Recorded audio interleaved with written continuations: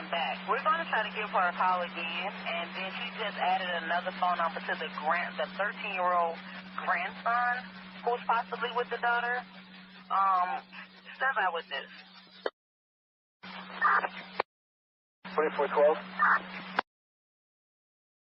Veteran crisis hotline's calling in, so they have a female veteran's off her medication. She's over at the safe haven. Detective 12, take a check that one out. 6 Rumble, 2 point start, take your shots.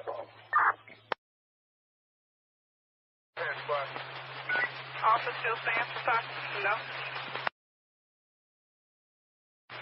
Offender in custody?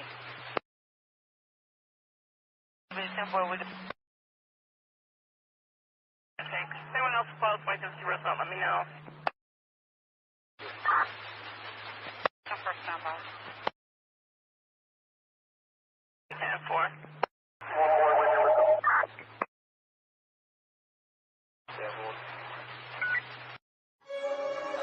Detective 12, take the check that one out. 6 Rumble, 2 point start, take your shots.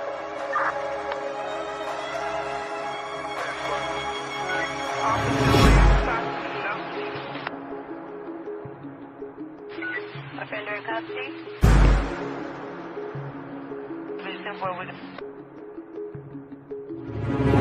Anyone else close? Wait till the result. Let me know. 10-5, I'll be back. 33. 3-3. Supervisor calls it back. Please report to the arrest attached. 1830. Possible Sheridan and Wilson.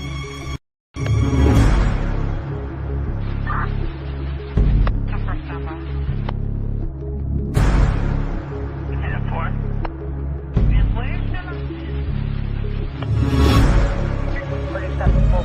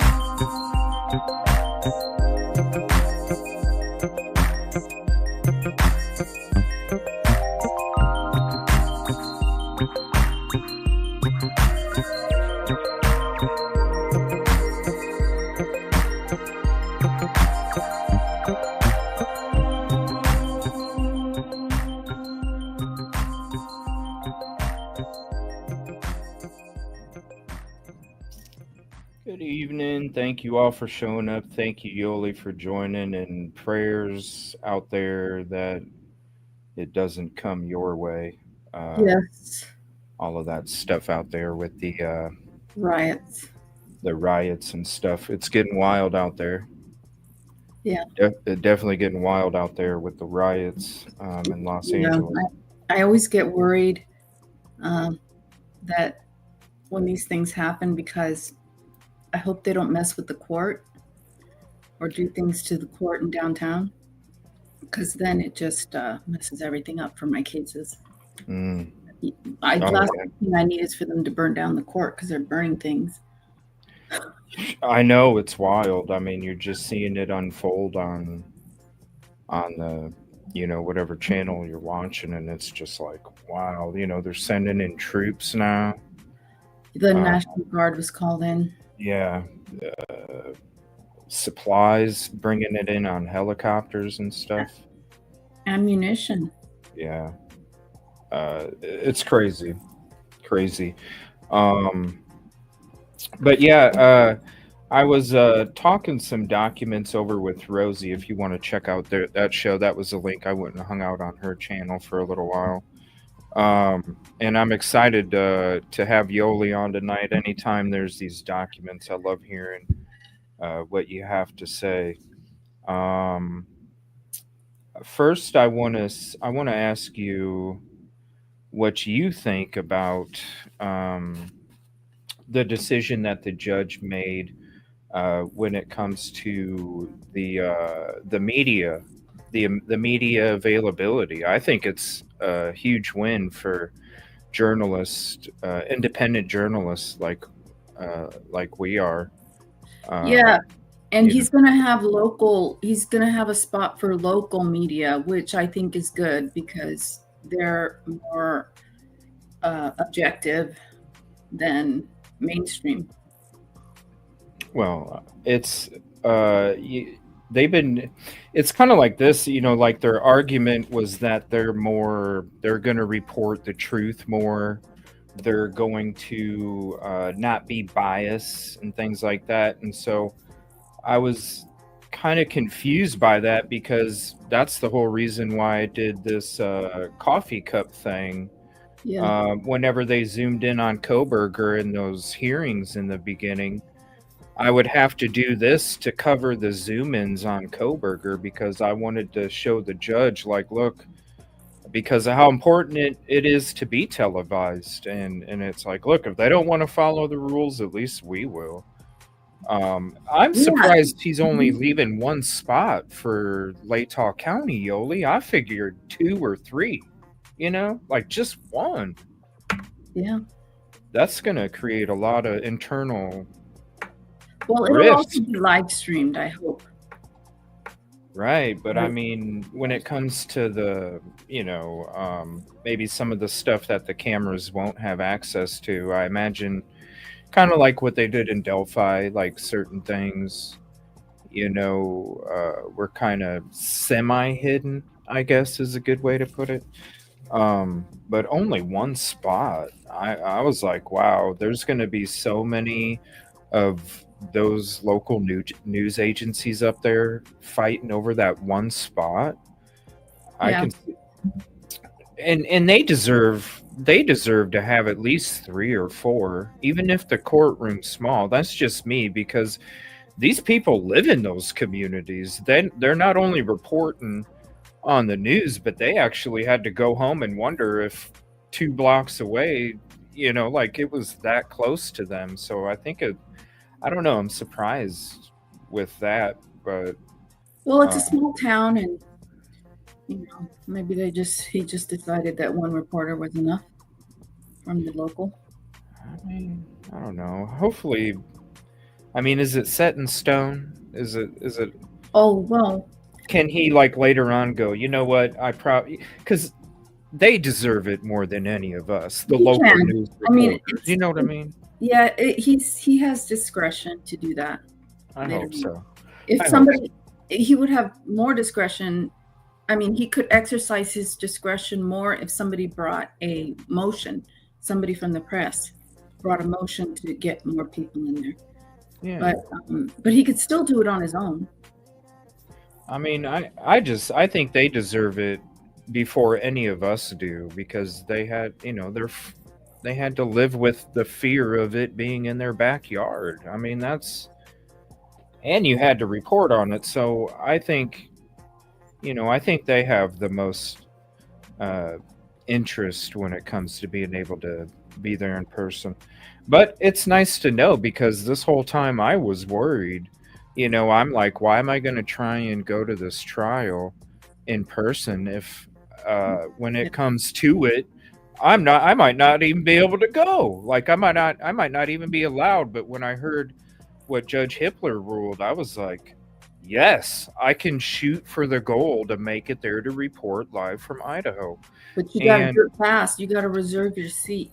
Right. Well, the thing is it's going to be a daily thing where you log into a website and you got to be one of the first people to click that button.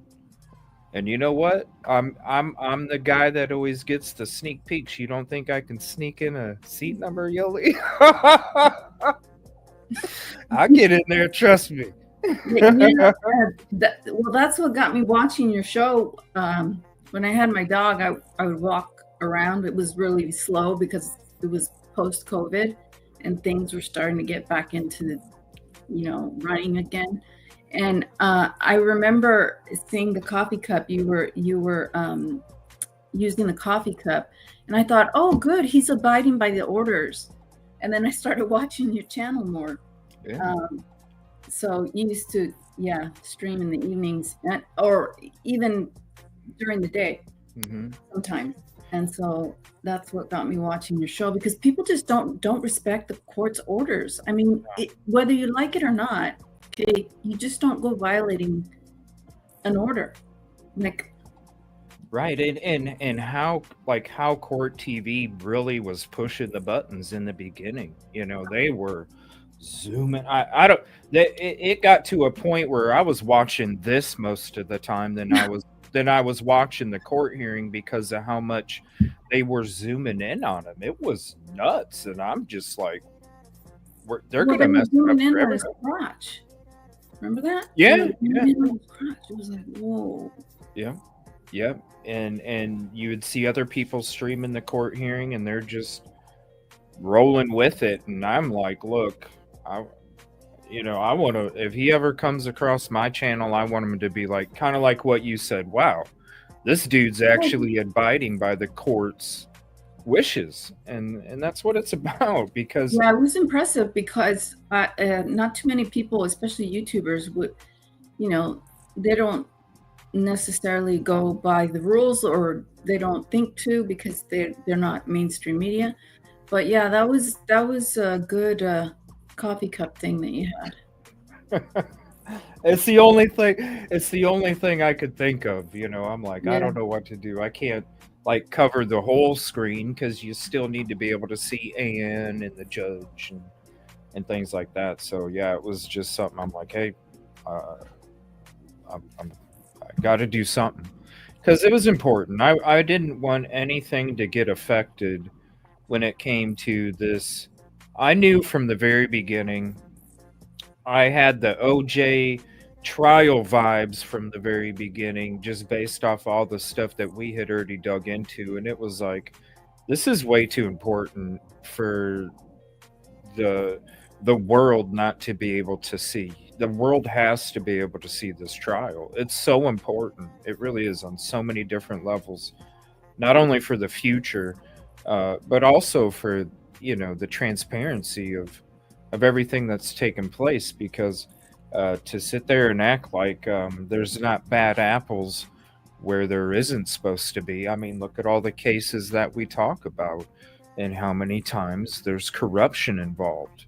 It's unfortunate, but it's Yeah, and real. it looks like law enforcement may have leaked information to Dateline, which is a problem. Oh, I'm sure they did. That's why I feel like I kind of brought this out. It's why I felt like the prosecution and everybody on that side hit the green light, because it benefits them in the end. If Well, yeah, to paint him out to look the way they made him look. Well, not only that, but what I mean as in like evidence. When they leaked the video footage, all of us are going, is that even going to be allowed in trial anymore, right? Like, that's dangerous to put out information that not the general public has access to. There's plenty of people that have done FOIAs. A lot of stuff's been denied or not even responded to. But the thing is they've, if you think about it, Yolie, they've been so generalized gaslighting from the very beginning. The very first press conferences, gaslighting the public. You're safe, but we know that they're not going to come get you. Well, how do you know? Gaslighting the public. It got to the point where Steve G's flipping out. Settle down, Steve G. It's one of, they got way more. Just wait till trial. We got so much. Just wait till trial. Well, now that it's gotten to the point from 2023 until currently, where we've seen all of these documents come out, we've waited to see this. Just wait till trial, and we're sitting here going, there should be a lot more than what is existing right here. And so it's kind of one of those things, like, they've told us this whole time that they have like a straight flush, but really they're hiding their hand, because we can't see their hand, right? It's all sealed. Oh, we got so much. We got a straight flush, everybody. But really, all of a sudden, when it's time to lay down the cards, you got a pair of sevens, and that's it. And that's why I think it benefits them if this stuff gets out there, if evidence gets tainted, because they can sit there and go, well, we had all of this stuff. Unfortunately, we couldn't show it to you because this self-made patsy ex-MPD Captain Tyson Barrett's the one that went ahead and told mainstream media, that told Steve G, that told Shannon Gray, that told the families, that was putting it out there in the public, that was getting these, talking to Bloom, talking to Dateline. He was talking to everybody. That's, hey, it's not our fault he told other people. Bull crap. It's a way for you to suppress evidence. Well, the suppression of evidence, see, they already had all the suppression hearings. So now I don't know what's going to happen with this special prosecutor if one was assigned, but there was an order that was on the court website, and it was kind of a strange order. Which that blank one? Well, it's an order about sealing. Right. Something being sealed. You don't even know what it is. You don't even know it. It just says order. Rosie brought it up today, and she wanted to ask me about it, and I was looking at it, and I'm like, can you scroll back up, please? Like, I need to see there was nothing there. I'm like, it's like other documents. We've seen a lot of those documents where it's that 2-page, this is sealed, and then the whole bunch of the contact information on page 2, but there's usually a title with it, Yolie. Yeah, it was sealing an order to unseal evidence. So somebody got an order to unseal evidence, and then they sealed that order. Here, let me flip this over here real quick. Oh, why is it doing this? Hold on one second, you guys. Oh my God, my big face there. Yeah, StreamYard's being weird here. Hold on. Oh my gosh, hold on one second. I apologize. Is it even showing the document? No, it's not. All right, here we go. Did it? There I go. Okay. StreamYard, they came out with the chat on the screen. I love it. I think it's great because our guests can go full screen and be able to read the chat and see the screen full screen. I think it's beautiful. But at the same time, it's created a bug in the Chrome browser. So the Chrome browser's having issues with StreamYard. Yeah, this is nice because I can watch on my TV. Yeah, and full screen and see the comments and everything. I love it. But we got to kind of work around it here. So I do apologize for any technical issues. Yes, so here's the document that Rosie brought up this morning. Again, if you want to check out that episode, here's the link for that. And yeah, there's no title to it. It doesn't tell you what's even sealed. It just says this is sealed. But you know what bugged me the most is the penmanship. Oh, you mean where he crossed it out? I mean, I get it. It's supposed to say June. But if people are that,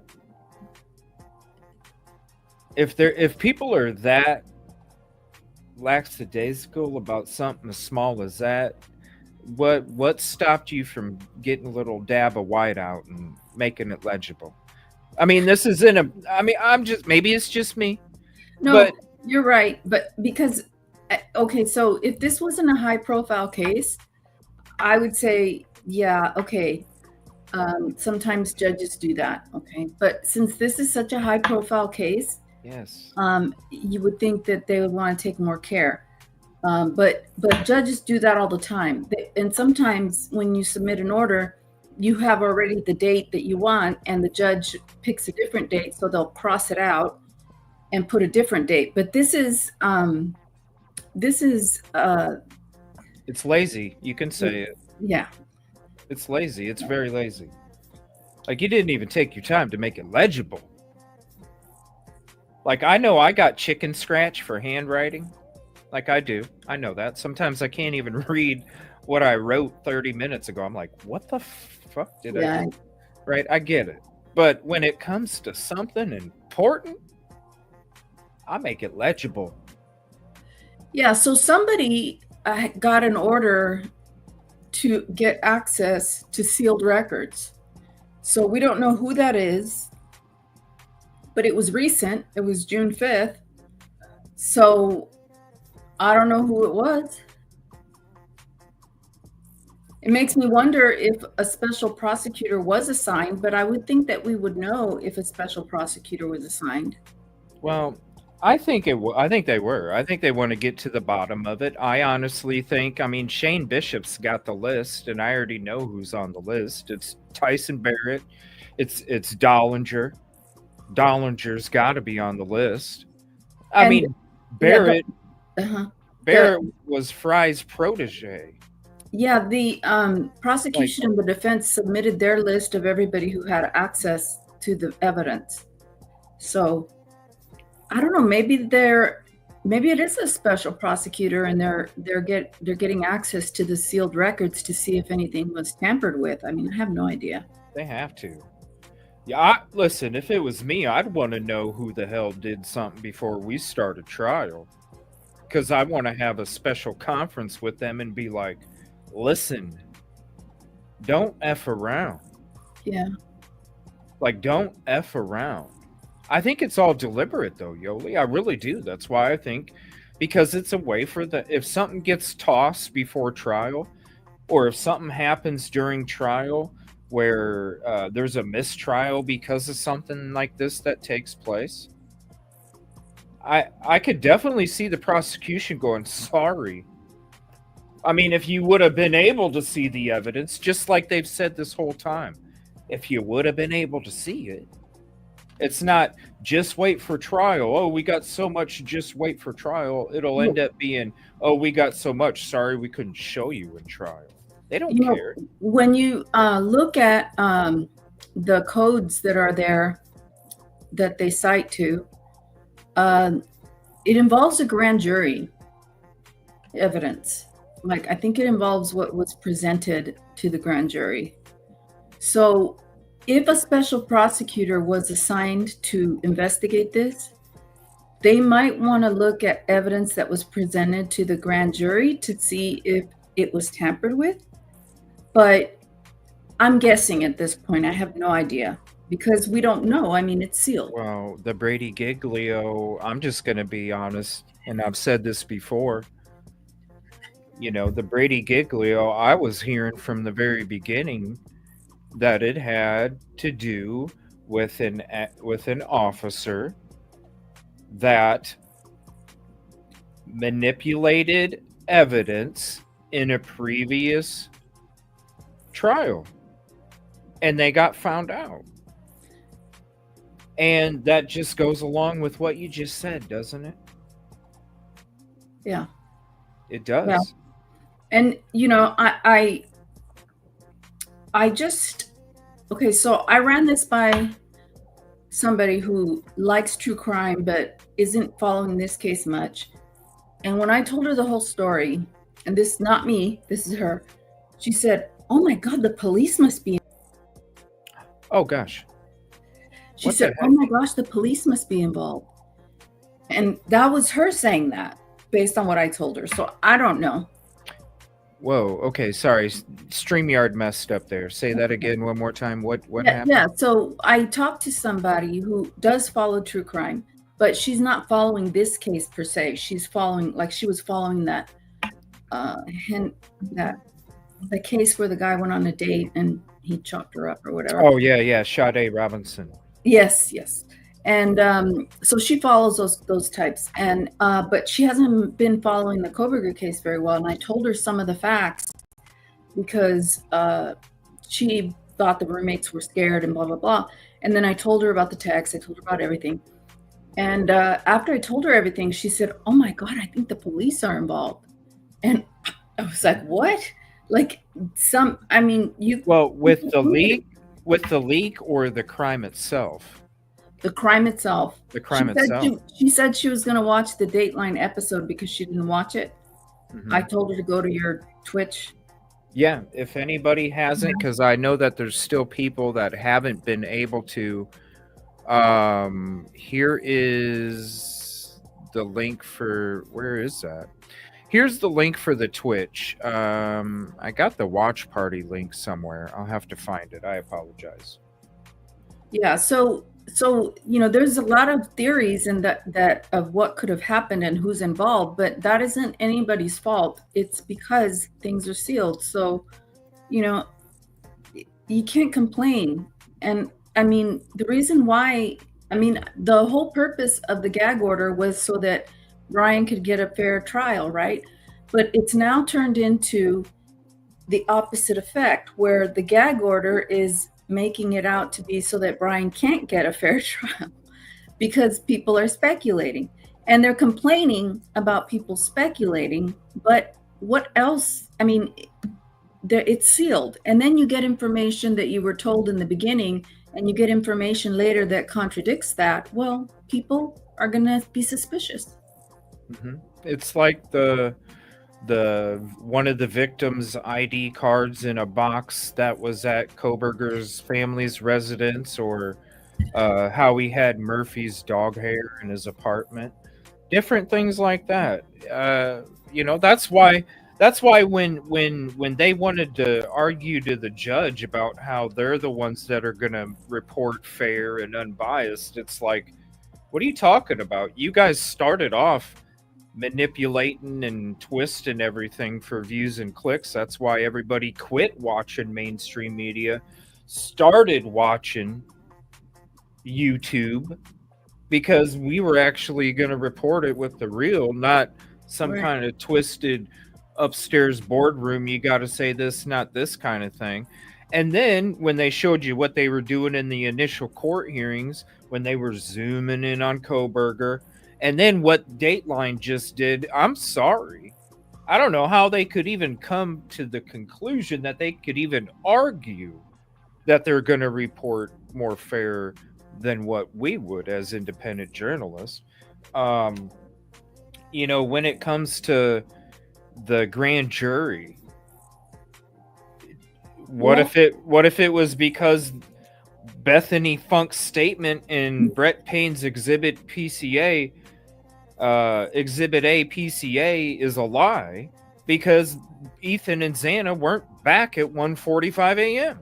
At least there's a question of fact that they were not. There's evidence that they were not. They weren't. And so when I think of the grand jury, I think of Dateline. You know, I think that the grand jury could be an episode of Dateline because there's no defense there. You know, there's no defense there. Right. Yeah. So the prosecution, there's nobody objecting to the evidence that's being presented. Right. And I've never been on a grand jury, but I don't know if the judge, I don't know if there is a judge that's presiding that can say, that's not admissible. Do you know what I mean? Like, because there's no protection. So when I think of the grand jury, I think it could have been like an episode of Dateline. Yeah, they could have asked, can we have a photo of the car? It's like, you know, I've been saying back then, can we see the photo of the car? Because they just had a stock photo. Yeah. No, you don't need to see a real photo of the car. We didn't need it when we went and arrested him, grand jury. We didn't need it when we needed to do all these other things. We didn't need it. All we needed was that DNA on the frickin' Exhibit A PCA. We only needed the DNA.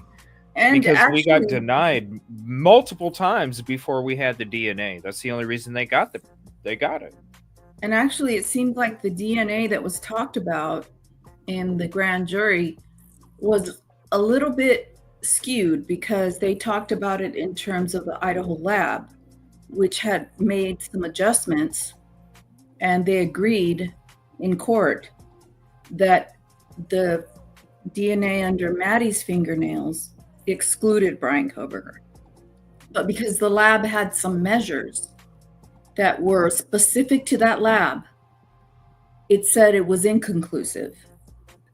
But the reality is it was conclusive. It excluded Brian Kohberger. So that was on the record, the court record. And so it's hard to remember everything that was said in the court. And, you know, people talk, and I don't blame them. Sometimes they say the wrong thing, but it's because there's so much, and this case has been going on for so long that, you know, we get things wrong. But I do remember that.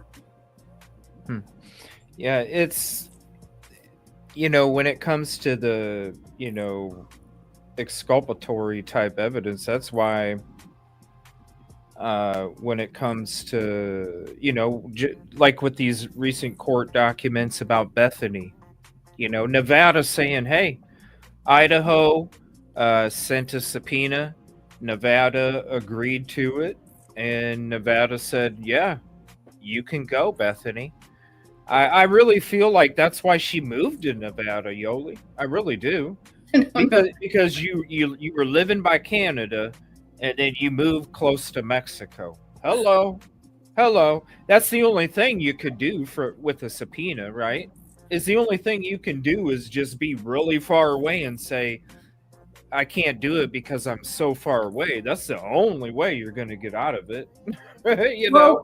You know, it's different. I've done those commissions. I had to do one for Canada that was out of the country, but that was for a deposition.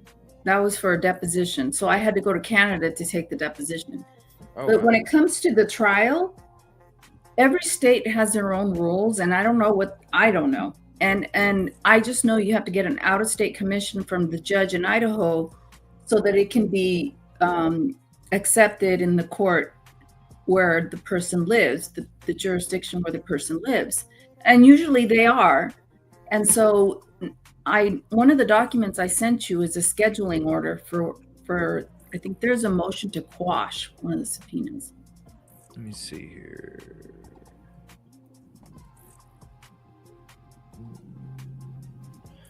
Which one is it? Is it the top one that you sent? They just show a link. Yeah. Be fine.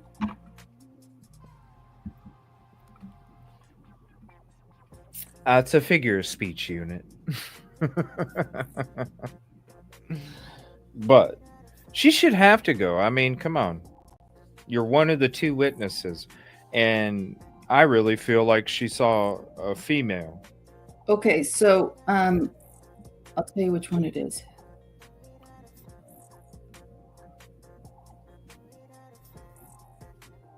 All right, here, let me look. I can go to that.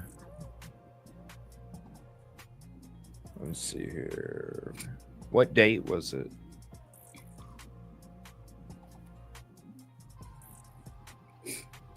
It's the one that it's right under 2:45 p.m. Where I sent you the message, Yolie, 2:45 p.m. Okay, all right. So the top one there. Okay, 1 second. Let me switch it back. StreamYard. Uh-oh, it froze. StreamYard might mess up, so just give me 1 second. Let's see if it works. All right, there we go. And okay, this one right here. So Brandon Andriola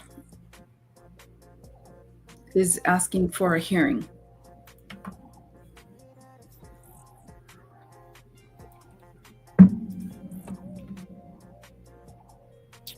Okay. It doesn't, I guess it's not stated what time or what. No, it's not even filled out. Yeah, but if you go down, you'll see there's a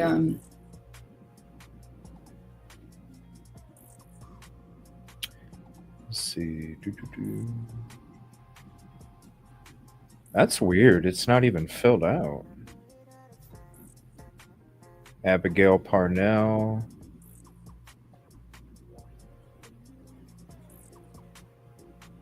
Yeah, I think when they get served with it, they have a certain amount of time to ask for a hearing.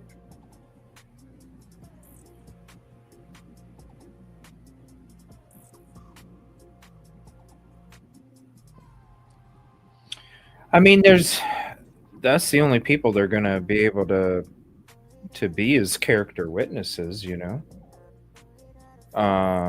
Well, one of the people that she did subpoena is the person who sold the car to the Kobergers. Yeah. Why wouldn't he? Because he's, you know, think about all the stuff that's been discussed when it comes to that car. Did it have a computer? Did it not? You know, did it have this extra feature? Did it not? You know, we've gone through the VIN numbers and all that stuff. And so, I mean, I could see them bringing in the guy that sold him the car, you know, not only to be asked, did he ask or did he want or specifically not want a feature on this car? Like, you know, it's, and you know, you think that might be what the case turned on. I mean, because that's been one of the biggest questions from the beginning as well when we found out it was him. And then the model of the vehicle was, did it have the computer feature that would, you know, track? It would track everything. And when we looked up the VIN number, it wasn't the model that would. It was an extra feature, that an upgraded package for that specific model or whatever. But who's just, you know, who we're not experts, you know. And so there's a bunch of people from Pennsylvania that are summoned to appear. Yeah. And so there might be a hearing for some people who don't want to appear. And I thought somebody said there was a hearing on June 30th, but I don't. I thought there was too. I know that. Yeah, to find out if they have to come or not, I think is what it To is. challenge it. Some of these people, Yeah, they wanted to. it's got to be challenge. expensive. Yeah. I mean, shoot, my trip out there was over $5,000 for the week. Yeah. You know, and they're farther east than I am, so I can imagine it's it's going to be a hardship. There's You a know? Jesse Harris that was subpoenaed. Because they can't get anybody in Idaho or Washington to testify on Koberger's behalf. You know Well, some of why? these people might be witnesses that will testify on Koberger's behalf. They'll And get then attacked. there's some that might give factual information like, oh yeah, he used to drive around a lot at night, you know? Yeah, or go watch the stars, whatever. Yeah. Yeah, because they've already had a hard time the whole time trying to get anybody to talk to them. Even the people that are in the neighborhood don't want to talk because they don't win. That's why everybody's scared, because they can't say anything good about them because they already know what's going to happen to them. They already know. When you're in the middle of nowhere, and and they can. I mean, you see what they do. They do what they want. Yeah, we've had we had James on the show that went to Christchurch. That was a member of Christchurch. That was from Moscow, Idaho.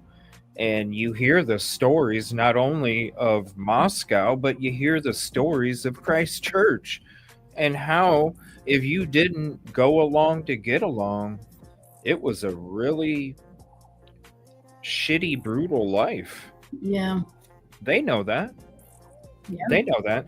So they have to have people from Pennsylvania. How do they do that? Do the courts pay for the flights and the lodging? I mean, how does that even, or that, like, how? Because I can't see anybody footing that bill. I just can't see it. Well, the way it works, okay, so if I subpoena somebody in the state of California for trial, I have to pay the reasonable value of their services. For witnesses who witnessed a car accident, let's say, it's like $35 or something. But when you have a subpoena, you're ordered to go to court. It's your duty. In other words. But you can ruin somebody's life. Like, what if that $5,000, and I'm just saying 5,000 because that's the minimum that it costs me. How can you, like, you could ruin somebody's livelihood? They could come back homeless after that. No. Hang on. Okay. So if I subpoena somebody here in California that's close by, I have to pay them the witness fee, right?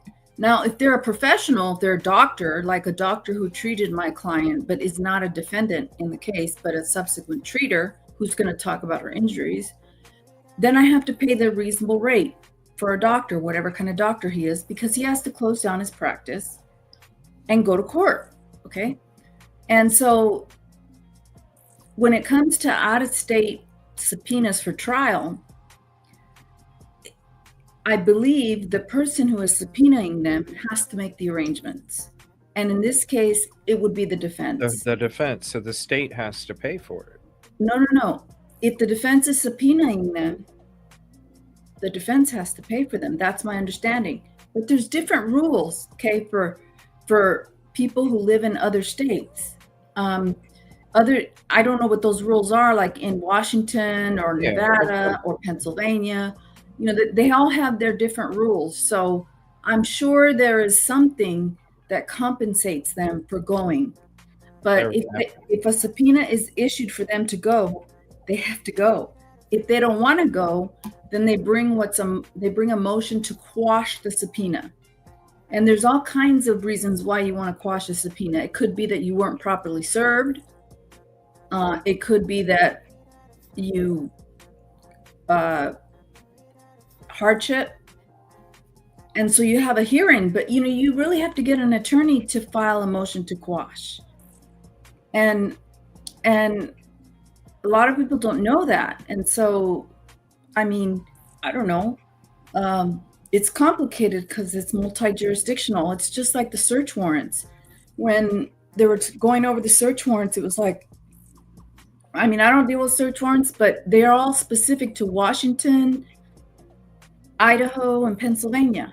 And so they have different rules. And I mean, probable cause is probable cause, but the forms that they use, and I remember in the hearing, Elizabeth Massoth kept talking about the forms. Where'd you get that form? And so the FBI uses their own form. So it's all beyond me. But in this case, it's usually the person who's subpoenaing the witness that has to pay, that bears the burden to pay for them to come.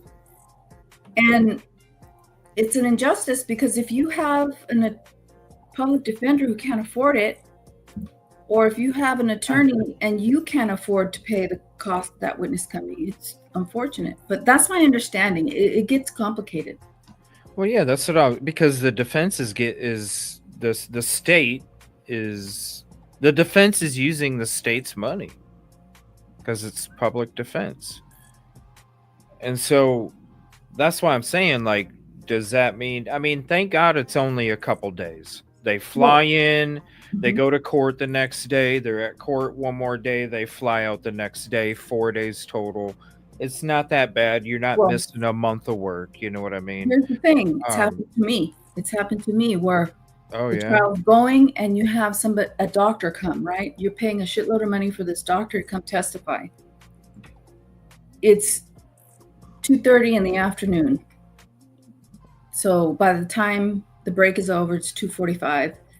You put on your doctor.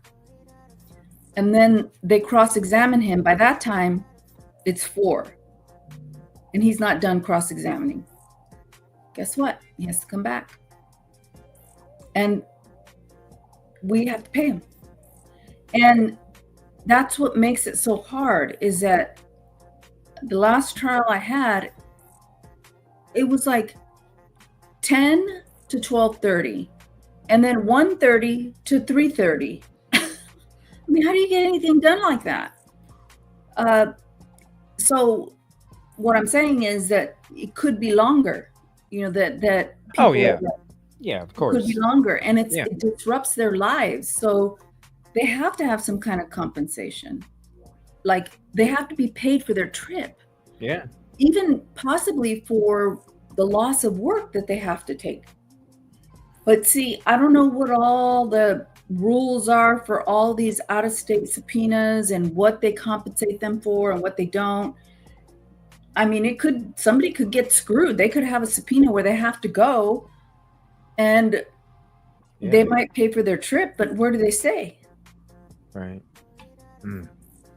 It's complicated. Man.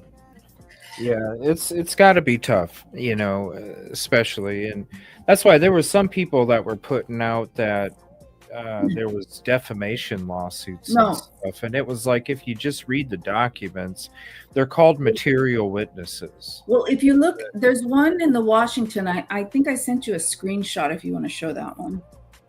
Let me see here. The first screenshot or second one? I think it's the first one. The first one? All right, hold on.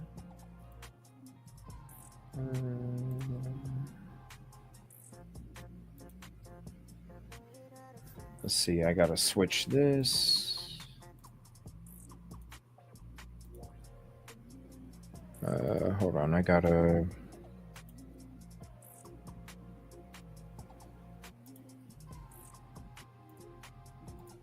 There we go. Okay.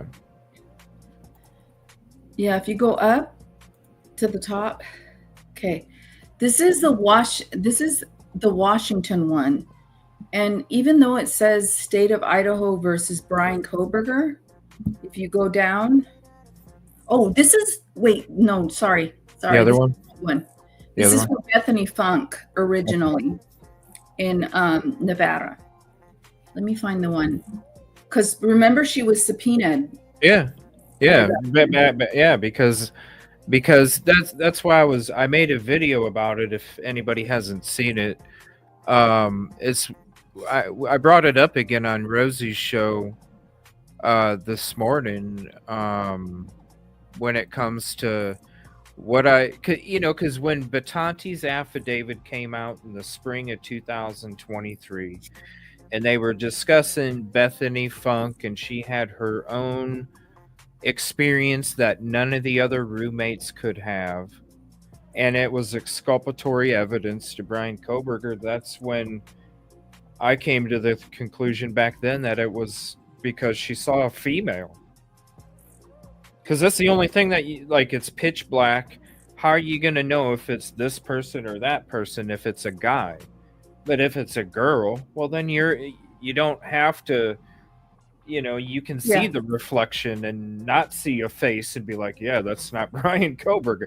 That's the only thing it could be for me. There's a case in Washington, and it doesn't say what it is, but it most likely is. Hold on a second. No problem. Okay, should I email this to you? Because I found the amended order regarding the June 30th hearing. You can send it through Discord, email, whatever. Just let me know.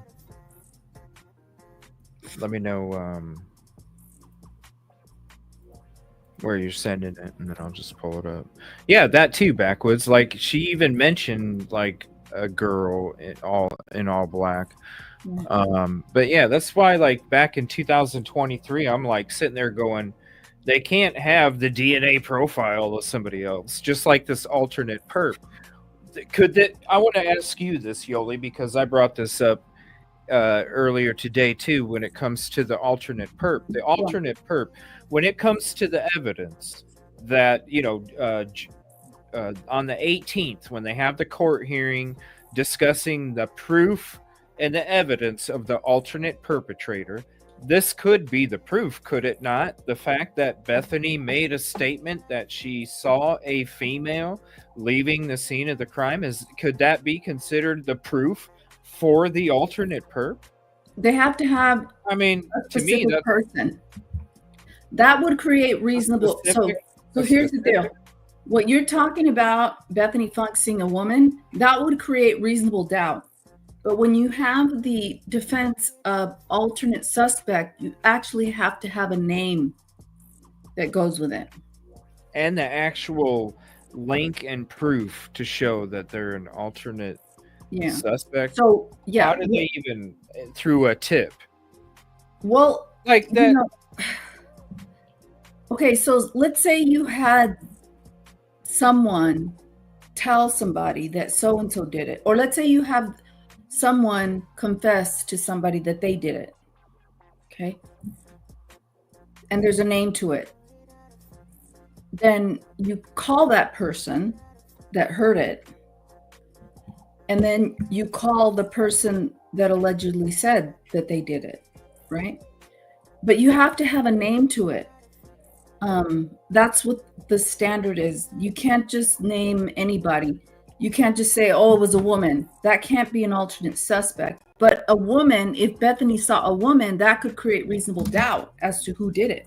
I mean, that's what I thought she seen from way back with the Richard Batanti affidavit and Bethany Funk, and why they wanted to fly down to talk to her back then was because I think that's when they were going to try and use that to stop the trial.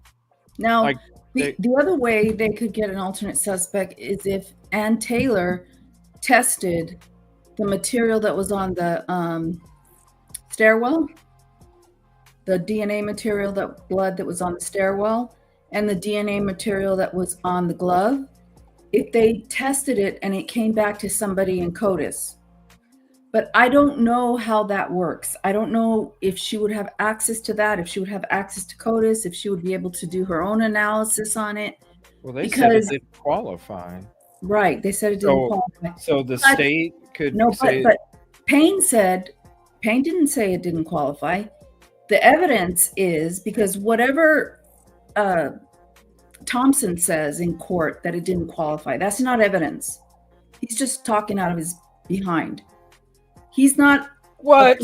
So he could sit there and say in court, it didn't qualify, and Right. really, it could have qualified. Yeah. See, what an attorney says is not evidence. It doesn't matter. They can argue evidence, they can say things, but if he says it didn't qualify, meaning Bill It's Thompson, his opinion. well, that's what he was told by somebody. Okay. Lord. But here's the evidence, though. Here's the evidence. When Detective Payne was cross-examined on the stand, he said that the reason why they didn't test those materials that were on the stairwell and on the glove outside was because they had already put Brian Kohberger's DNA into CODIS. And if they were to put it in, it would ruin everything else that they had worked on. Right. It would mess which everything is ridiculous. Which is ridiculous. So he said we kept it just in case. So if they still had that material, then perhaps Ann Taylor could test it to see if it matched anybody. But that's the only way. It's very hard to put this alternate suspect defense in Idaho.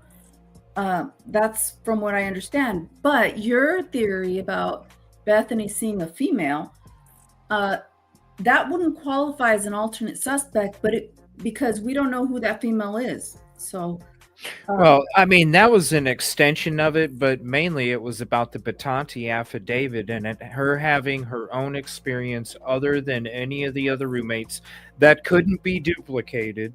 And it couldn't be duplicated because the only other witness saw a male, and it's exculpatory to Brian Kohberger. The only thing to me that it could be would be that she saw a female leaving the house after the crime took place. So that's exculpatory.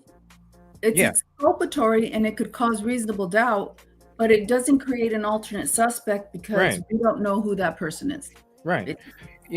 So that's interesting that because this whole time, Bill Thompson saying, I don't know how many times he said it didn't qualify. I've heard him say it multiple times. So they could have literally tested that DNA, found a match in CODIS. Then why would it be dragged out so long? Remember, they brought this up a long time ago. If they did find that, Yolie, wouldn't it be as simple as them saying, look, Judge, we found the person and here's the match in CODIS? It wouldn't have dragged out this far, right? It has to be something else. Here's the thing. I don't know who has access to CODIS. Okay, I don't know if in criminal law, if the defense can also get evidence that was collected, like blood, DNA evidence that was on the stairwell thing. I don't know if Ann Taylor can get that and put it through CODIS herself, because CODIS is a law enforcement thing. Right. So I don't know, and I would love to know the answer to that. Maybe.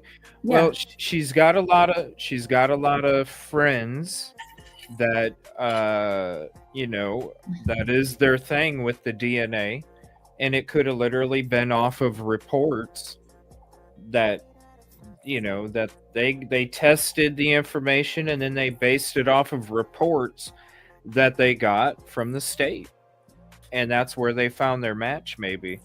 And not necessarily CODIS, but I don't know. I really, that's one of the biggest things. And if it came from a tip too, that's one of the biggest things that I have a question about is how can they prove this alternate suspect? Because I don't think that they have. I'm just going to be honest. I don't think they have the DNA profile of this alternate suspect. What could it be, Right. I was just giving you an example of how you identify an alternate suspect in terms of Idaho. But you do have to have some evidence, even if it's evidence of somebody confessing to somebody else, because there's exceptions to the hearsay rule. One of the exceptions is an admission against interest. So why would somebody confess to it if they didn't do it, right? So if somebody had called in a tip and said, so-and-so told me they did it, or so-and-so told me all of these people did it, then that is evidence, and it can come in under an admission against interest. And so then they might subpoena the person who this witness says confessed to him. I'm going to be honest. I could see people from that area when law enforcement isn't saying anything. They're not giving a profile. They're not putting a photo of the vehicle. They're not doing anything. I could see some of those students calling in the tip line saying, yeah, I think Jimmy Bob was the one that committed that crime. I mean, I think. It's I mean, they could be like, I know he did. Well, why do you know he did? Well, because he just acted, The tip would have to be, Jimmy Bob told me he committed that crime. He confessed. He was at a bar and I talked to him and he confessed. He told me. So then, therefore, that's hearsay, right? But there's exceptions to hearsay, and one of them is an admission against interest. So why would Jimmy Bob say that? Why would he say that if it wasn't true? So he was drunk, because he was drunk. So you might have tips like that could create alternate suspects, and there's a name attached to it. I could see it being that. Yeah, it's a person. That's what I could see it being. Same thing with the DNA. It would be linked to a person. Now, somebody running, a female running, you don't know who that person is, but it does create reasonable doubt, and it could be exculpatory to Brian Koberger because he's not a female. Right. So it's little things like that there's little things like that make the law very it's like, I don't know how you want to say it. It's like very specific and detailed. It's like, well, it has to be to maintain, the integrity of everything. It has to be. But I really think that's what it is, Yolie. After all of this stuff and trying to think about what it could be, I really think it is that. I think it was somebody that probably called in and said so-and-so, whether they were being honest or not, because maybe there was somebody that wanted to get somebody else in trouble. Or maybe there was somebody that was living at Queen Road Apartments that heard, what about this? What if we go to that Queen incel, or the incel at Queen Road Apartments, right? The incels in that apartment building. The incel was getting tired of it. The next door neighbor to the incel would have conversations with the incel while he was getting frustrated, and heard him say or make comments that one day they're going to pay for all this, and one day I'm going to do this or do this. Could that be, could that qualify as, not necessarily I confessed, but before it happened, look, I mean, the dude was already saying this stuff that he was going to do it. I don't know. Not that he did do it. The question is, would it meet that burden? And I'm not sure that would meet that burden. It might create reasonable doubt if a witness came and said that. So it has to actually be like a confession. It's not like it's like so probable cause. Like, for example, the police had probable cause to arrest Brian Koberger because of the DNA match to the sheath. Okay, I still have trouble with how he was arrested. Still have trouble with that. Yeah. I've seen serial killers who are known to be extremely violent. Israel Keys, what was that guy? The Long Island serial killer. Yeah, Rex. They were all arrested peacefully, even though they knew that they killed so many people. Especially Rex. Oh yeah. And then Luigi Mangione, they just went peacefully to the McDonald's and. Yeah. So in Brian's case, they surveilled him, they hunted him, they waited until it was nighttime, and then they got the SWAT team. And before anything, they were over there just tearing the house. They broke windows. What the heck? And if you remember, Ann Taylor was talking to, it was either Mowry or Payne who said, it was Payne, who said that he got a letter recently, that the FBI had converted it to a no-knock warrant. Do you remember that? I mean, I'm sure you said that. That's Yeah, and so it was a recent letter, and the letter wasn't dated. Yeah. Yeah. So when him and Mowry were up there.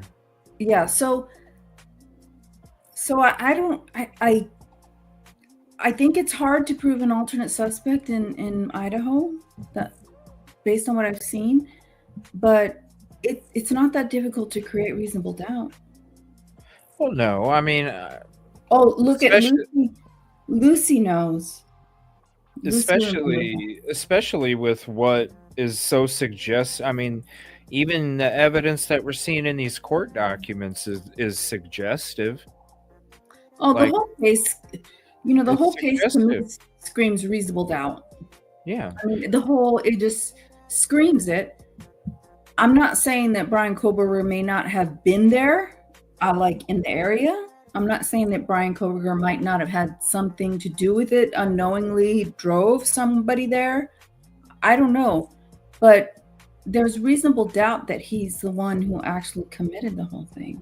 Well, I mean, I honestly think that, if you like to drive around at night and it's calming, why wouldn't you DoorDash at night? Really? Like, if you're going to drive around at night and it's peaceful to you, then why wouldn't you make some money on this while you're doing it? You still get to drive and get whatever you need as you're driving. Yeah, I don't know. I'm just really curious about this. What is this evidence for the alternate suspect? Obviously it's going to be sealed. That's another thing. We found out the court hearing is going to be streamed. Part of it. Only the motion to continue, but not right, the alternate. Part of it. And so, yeah, we knew that was going to be sealed, but because I was like, I'd be shocked if they went ahead and said whose name it was. Yeah, that's basically the rough draft, and they didn't show you the equations. They just showed you the answer. There's just no way. And that's why, I've always said, I'm not saying he didn't do it. I don't know. I wasn't there. And that's what the evidence is supposed to prove. And so we could come to trial and we could see the evidence and go, damn, wow, it is him. But we have to question the things that don't make sense. And it hasn't made sense ever since the beginning. But yeah, and here's the thing, reasonable doubt. There's an instruction. I did a video on it. Look, if I were arguing this, it's like this case screams reasonable doubt. It does. Especially when you think of like how they use think about it like this, Yolie. What if I had never went out? What if I had never went out to Idaho and I never sat down? It's like this. What if I never was down in South Carolina in the low country in the middle of nowhere? People already know that I'm trying to report the truth about Stephen Smith. They know who the hell I am. I go there and I lose cell phone service and I'm a sitting duck in an area where it's not safe for me, So then that makes me, when I go to Idaho next, I go to the cell phone company and I say, hey, can you do me a favor? I need to know where I'm going to lose service, because if something happens to me in the middle of nowhere, then I know where I need to go or what roads I need to take in order to get back to cell phone service. If I wouldn't have gone there and done that, for that Idaho trip, then how many of us would have known that you can literally connect to the same tower that 1122 does while you're in Southeast Pullman? Imagine the narrative that could have been pushed all of this time if this whole time we're sitting here going, damn, his phone connected to the same tower that 1122 utilizes. That's a different narrative than me going, wait a minute, guys, I was literally looking at the map with the cell phone company, and I didn't even ask that question. I look down at their graph and I go, hold on a minute, dude. I said, are you telling me that I can be right here and that's the same tower that this house connects to? And he said, yes. And I said, whoa, it's a completely different narrative. Just like the Amazon click data. You're going to say that the Amazon click data, what does that sound like? It sounds like somebody's specifically going on Amazon and clicking on stuff. But when you find out what Amazon click data is, it could be something that is suggested to you from something that another person bought and you didn't even click on it. You might not have even seen it. It was just a pop-up. It's at the bottom. You might not have even seen it. Like, it's at the bottom. And you know, yeah, what the sad thing is, this is a sad thing because I'm pro law enforcement. But the sad thing is, when you've been told something and later you find out it's not true, and you've been specifically told something in writing by law enforcement in the probable cause and it's not true, it's blatantly not true, and you have the FBI searching databases they're not supposed to, violating their policy, and you have law enforcement leaking information to Dateline, it doesn't give you much confidence in law enforcement in that area. And whether or not they are doing it because there is a bigger issue, I don't know what a bigger issue is than somebody being put to death. This should not be played with, no. Okay?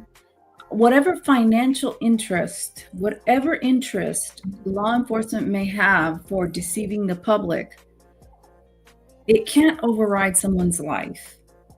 And it just can't. And so I understand there are times when you have to be secretive, where you have to maybe set somebody up, where somebody has to take the fall. Mm-hmm. But for the death penalty, no. And it's just not right. I don't see it. I wouldn't vouch for it. I would never support it. But I do understand there are times when law enforcement has to be sneaky and they have to maybe tell white lies and they have to set people up, but not like this. Well, when you think about people that are corrupt, it starts with them thinking about themselves more than the other person. Right. They want to protect themselves. That's all they're doing. They don't care about this death penalty for this guy. They want to protect themselves. And when it's like an attorney, when an attorney comes up on a case, they all of a sudden, they need to leave the case. They need to give it to some other attorney, but they don't do that. Instead, they keep the case and they're trying to hide what they did. And then they're not doing the right thing for the client, you know?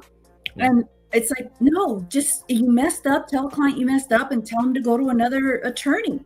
They would appreciate that instead of trying to hide it. And that's what it is. That's what it is. Used to getting, the get along, go along for generations. Then all of a sudden this crime happens in your backyard and everybody in the world knows where your city is. You go from nobody knowing who the F you are, being able to do whatever you want, whenever you want, how you want it. And then all of a sudden you got a whole bunch of eyeballs on you when the only people you had watching you was next door. And that's it. Just think, if it was just you and one other person out in the country, you just had one neighbor out in the country, you doing whatever you want, and all of a sudden a whole bunch of houses, quote, the world's eyeballs just drop right in, and all of a sudden you're just Everywhere you look, there's houses all around. I mean, you're No. good, you know, and you're used to doing it this whole time, and then all of a sudden you're like, oh, you're gonna scramble. And The crazy thing that I think about is, like, even Karen Reed, she talks to the media, right? I don't know why they let her, but she does. Lori Vallow is representing herself, right? She's representing herself. And Ted Bundy talked all kinds of stuff. I mean, he was out there talking about everything. He represented himself, and he was studying to be a lawyer.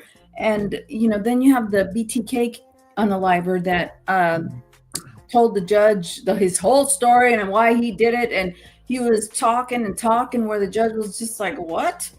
Oh, yeah, I did it. And I tied them up. And then you have BK who's just like, zip. yeah, I couldn't keep my mouth shut if I was being convicted of something like that. it's got to take. He's disciplined. He But has yeah. OCD. He is so. Yeah, think about it. And then when listen, I have a lot of friends that have passed from it, that are still addicted to it, and have overcame it when it comes to the addiction of H. I know. And I'm gonna tell you right now, the people that have overcome it and the people that continue to live that clean, sober life, no matter what kind of BS happens to them, they have some of the most amazing willpower. I'm telling you, you got some willpower that I know I got willpower, but listen, when you're talking about that kind of willpower, I don't know. I just don't know. But I'm telling you right now, like, to be able to have that kind of willpower, that's the same kind of willpower that can make you just let just let it play out and hope the right thing's going to happen. I'm not saying I bet you he'll lose. I mean, I would if I was able to, keep my composure this long, and then all of a sudden I do get convicted or something. Oh shit, I'd be spazzing the F out at that point, right? But it's got to take some willpower, especially this long.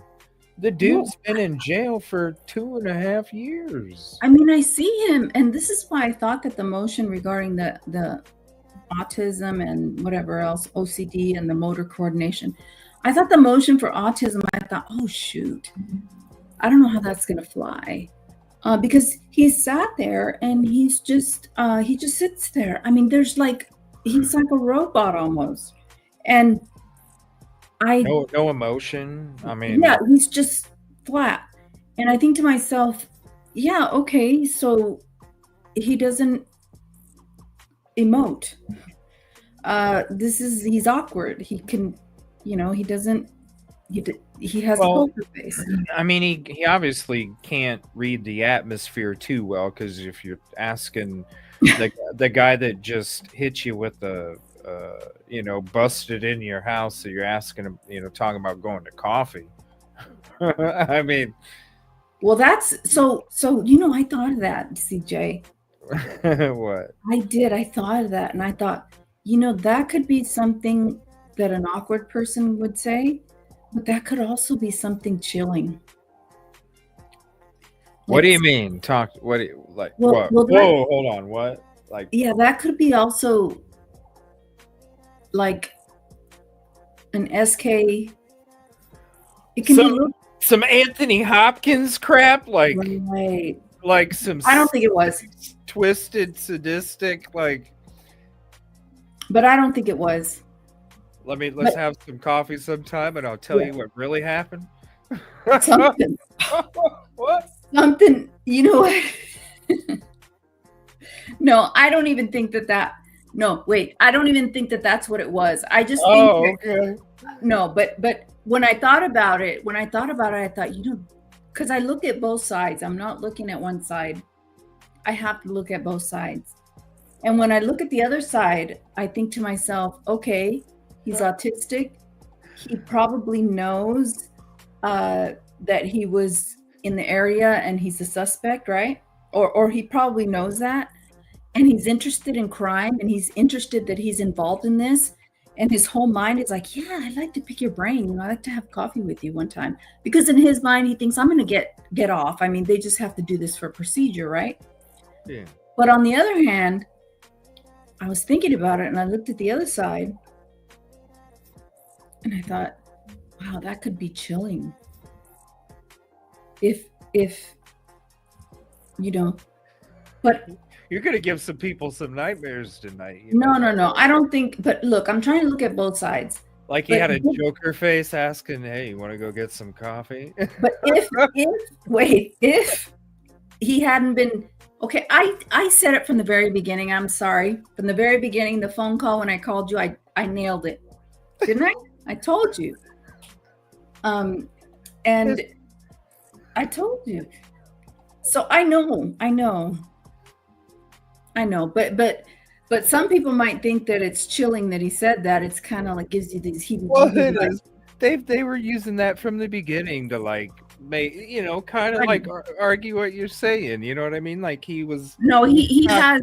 He was okay. So Lucy should listen to the call.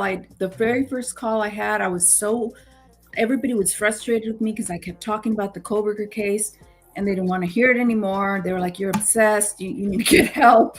Let me see. They're like, you know what? You need to chill. So I was listening to CJ, and I'm calling in right now. So I called. Yep, here it is, right here. It's 30 minutes. Hold on. I won't play it, but let me hold on. I'll show you the screen, and then you can save the link and definitely go check it out. It was a half an hour phone call there. Let me see. So here. Okay. There's the phone call. So this is discussing. I need to have live calls again here. This was July 8th, 2023, and it's talking about OCD, PTSD, that one, DNA, BK guilt. Okay, so it was a half an hour. Yep, so there's the link for that. I'm gonna save that to playlist too, because it's been a long time. I'm gonna re-listen to that. Yeah, and I know, Lucy, that it's people think you're crazy when you just talk about this case. So I ended up calling in, and I was going off because I saw him, like I felt him, and I thought, no. I was like, it's interesting. I mean, I'm sure. I mean, I don't know. I didn't know what to think about it, So then, even if they were apprehended like that, right? How could you think that, like, coffee would be an option? Well, because in his mind, I think he thought he knew what it was about because he has a white Elantra. And if he was going around that area because he relapsed, and that was the cause of. They already interviewed him too. They already interviewed him before he left. Yeah, if he relapsed and he was having issues with the rugs, I'm not saying he was, but if he was in that area, he might not want to come out and say I was in the area, because he does have a history, and he was away from his parents for the first time in an apartment by himself. And he had a responsibility, like a teacher's aide, where he had to deal with people. And so he was having a hard time. And so he would take these late night drives just to clear his mind. And it was soothing to him, like babies, like people take their babies on a ride to settle them down, to go to sleep. And so I could see it. And I could see that maybe he was around the area, and maybe he wasn't doing something on the up and up. But did he unalive those 4 students? I mean, to be honest with you, he could have got some gummies at Floyd's if he was having a hard time. You know? Well, that's true unless it's the stimulant, the C. No, I'm like, I don't know. I feel like, is it beautiful? Yeah, you can. He obviously liked to hike. You heard the stories about him hiking.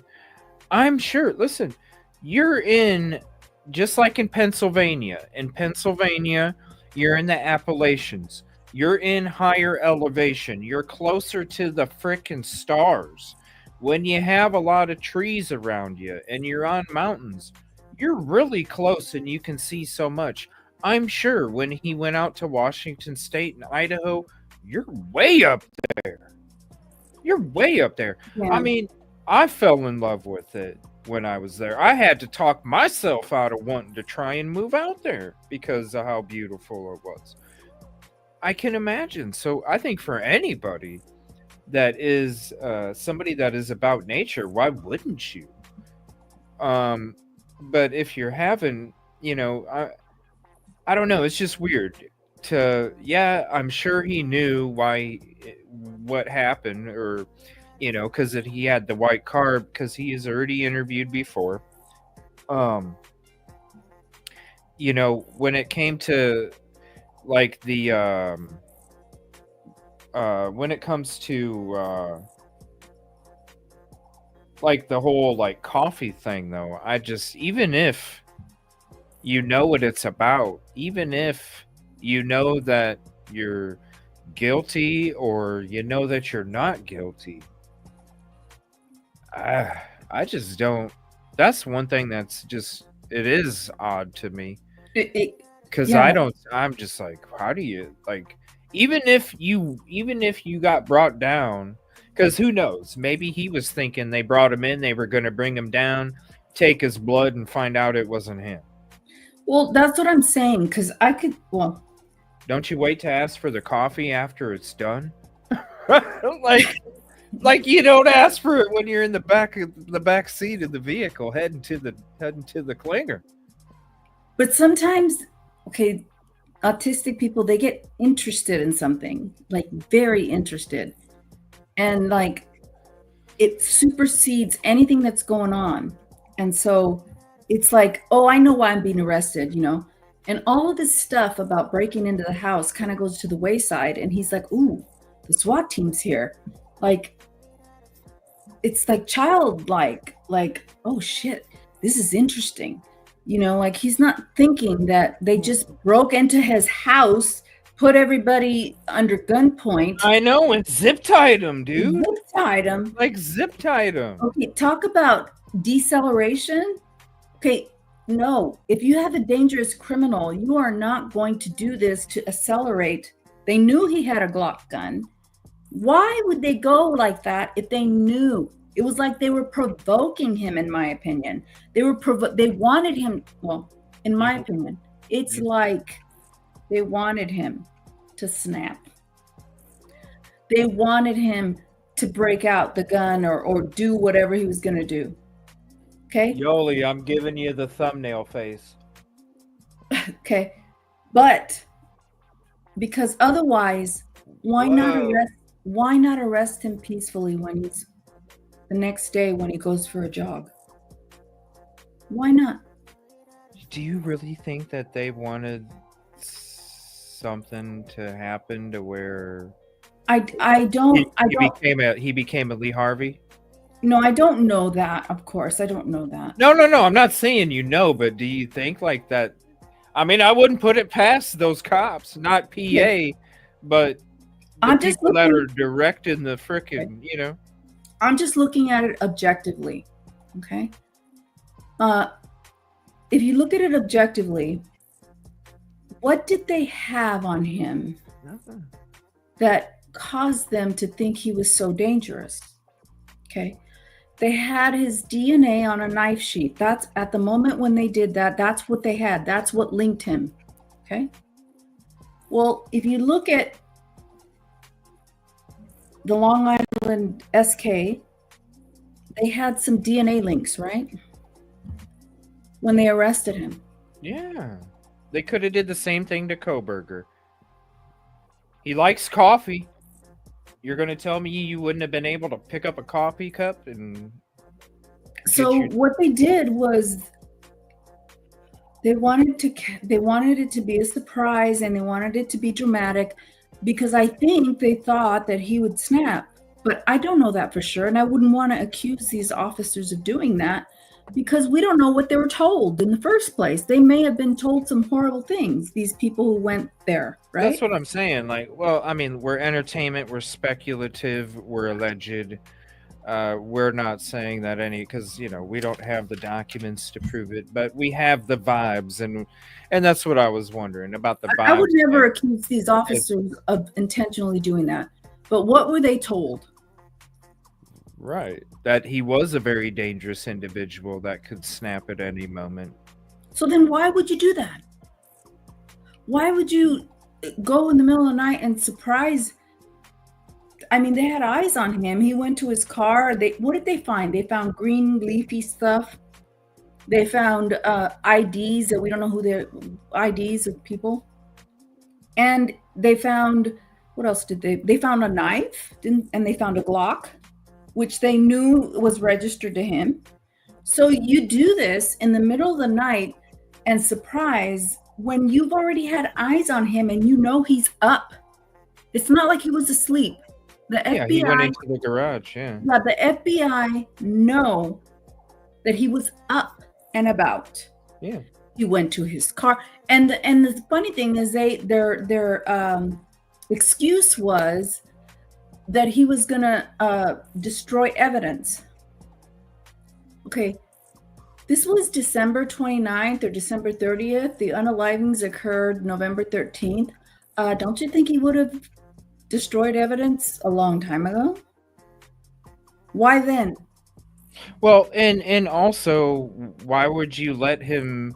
Because if you're taking a trip from Washington State going the long way to PA, you know how many rest areas, gas stations, and places you could have ate at where you could have disposed of evidence? You wouldn't even let somebody have the opportunity to dispose of evidence. Just think of the rest areas alone.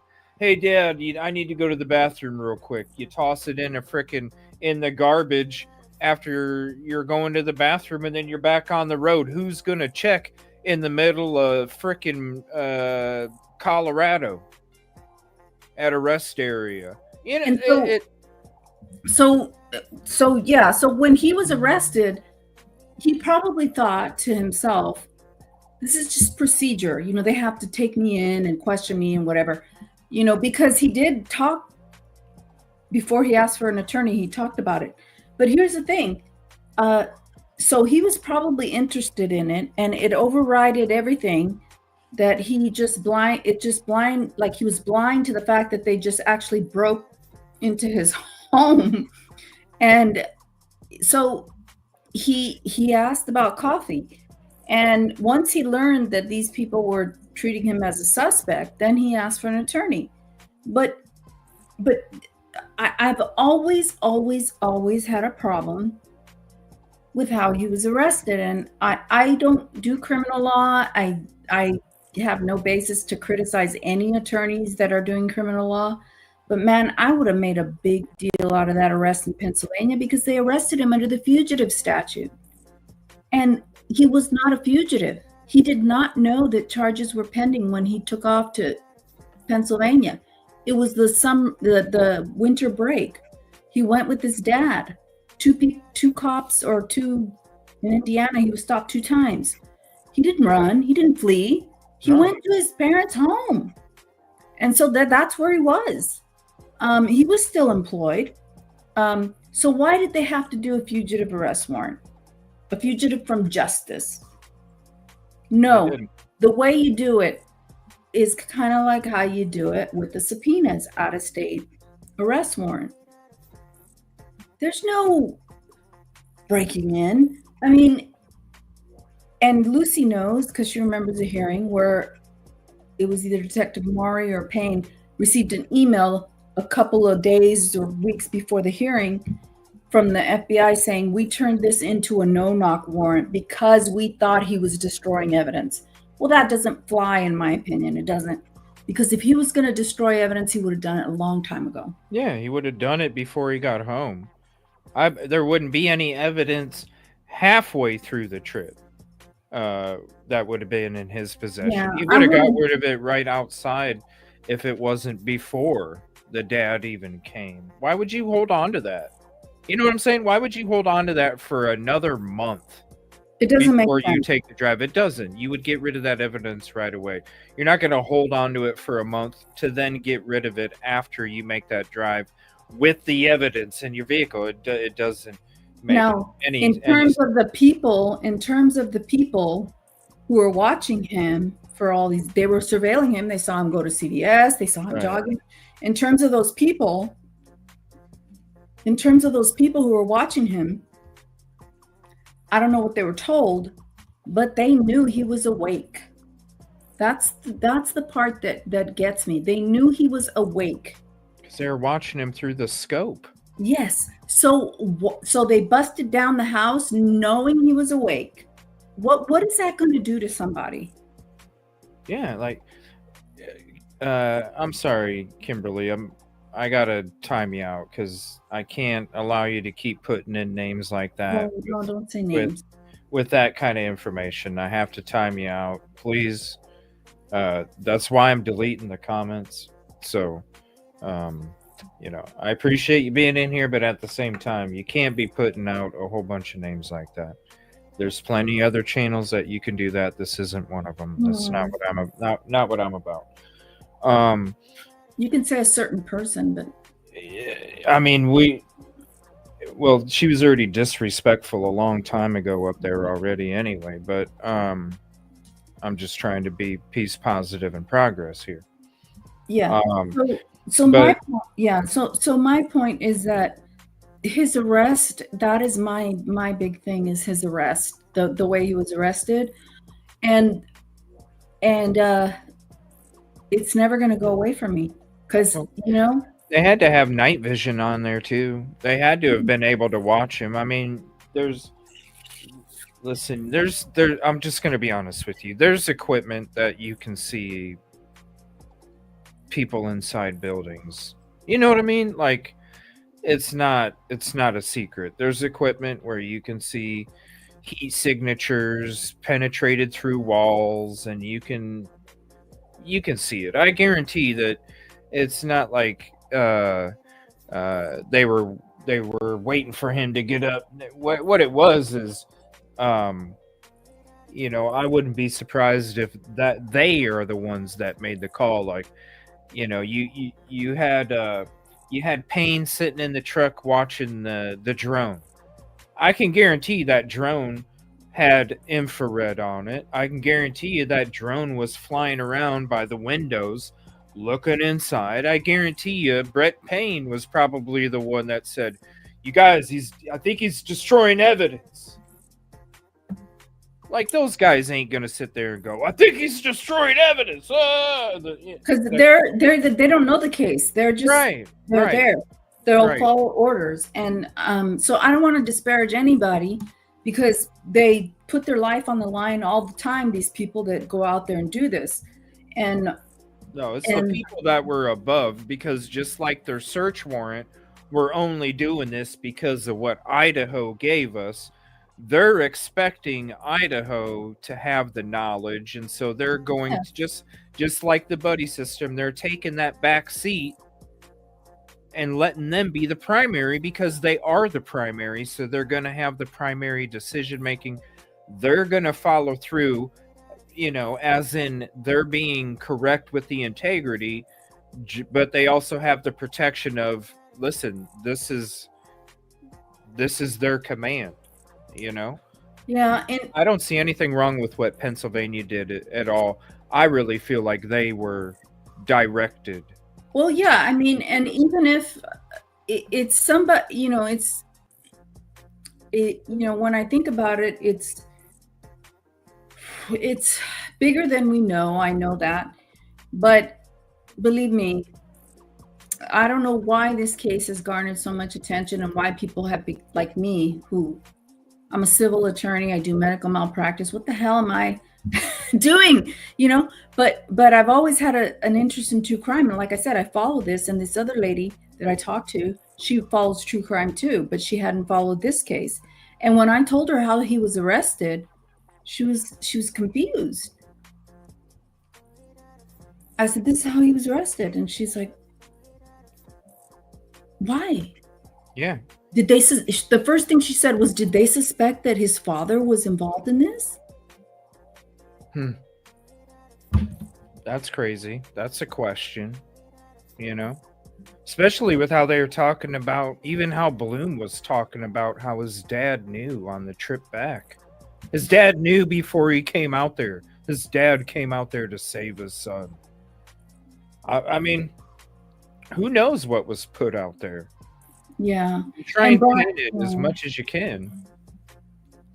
I don't know. I get really passionate about this case. And for a time when, after COVID and the courts were slow, they were catching up. I mean, I had a lot of time on my hands. So I just got fixated on this case. Mm-hmm. Yeah. This is one thing I wanted to ask you too. When it comes to, because I've had a lot of people ask me if I think it's going to get delayed, how long I think it's going to get delayed. And I've kind of been on the side where, with the way that the judge has been making it a well-oiled machine since he took over and making sure everything's done and in order and sticking to the slate, I really don't think it's gonna delay the trial. If it does, it'll be like a week or two maximum. I really don't think it's gonna be a huge kind of delay.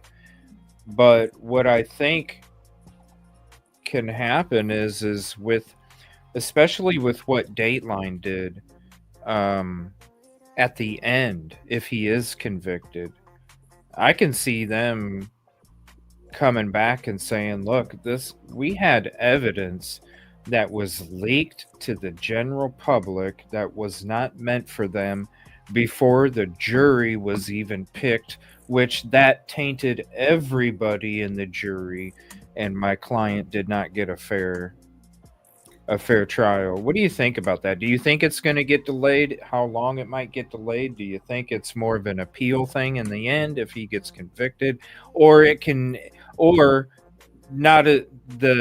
be lesser charges because of the tainting?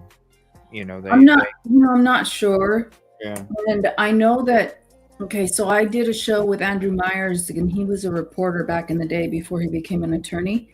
And he looked at the ratings of how many views this Dateline episode got. And it was like 1.5 million. That's just with them. But Yolie, that's just with them. Think about, like, that's my most viewed video on Twitch. Yeah.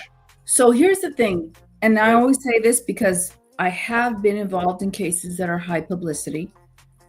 I know I don't look like it, but yes, I have.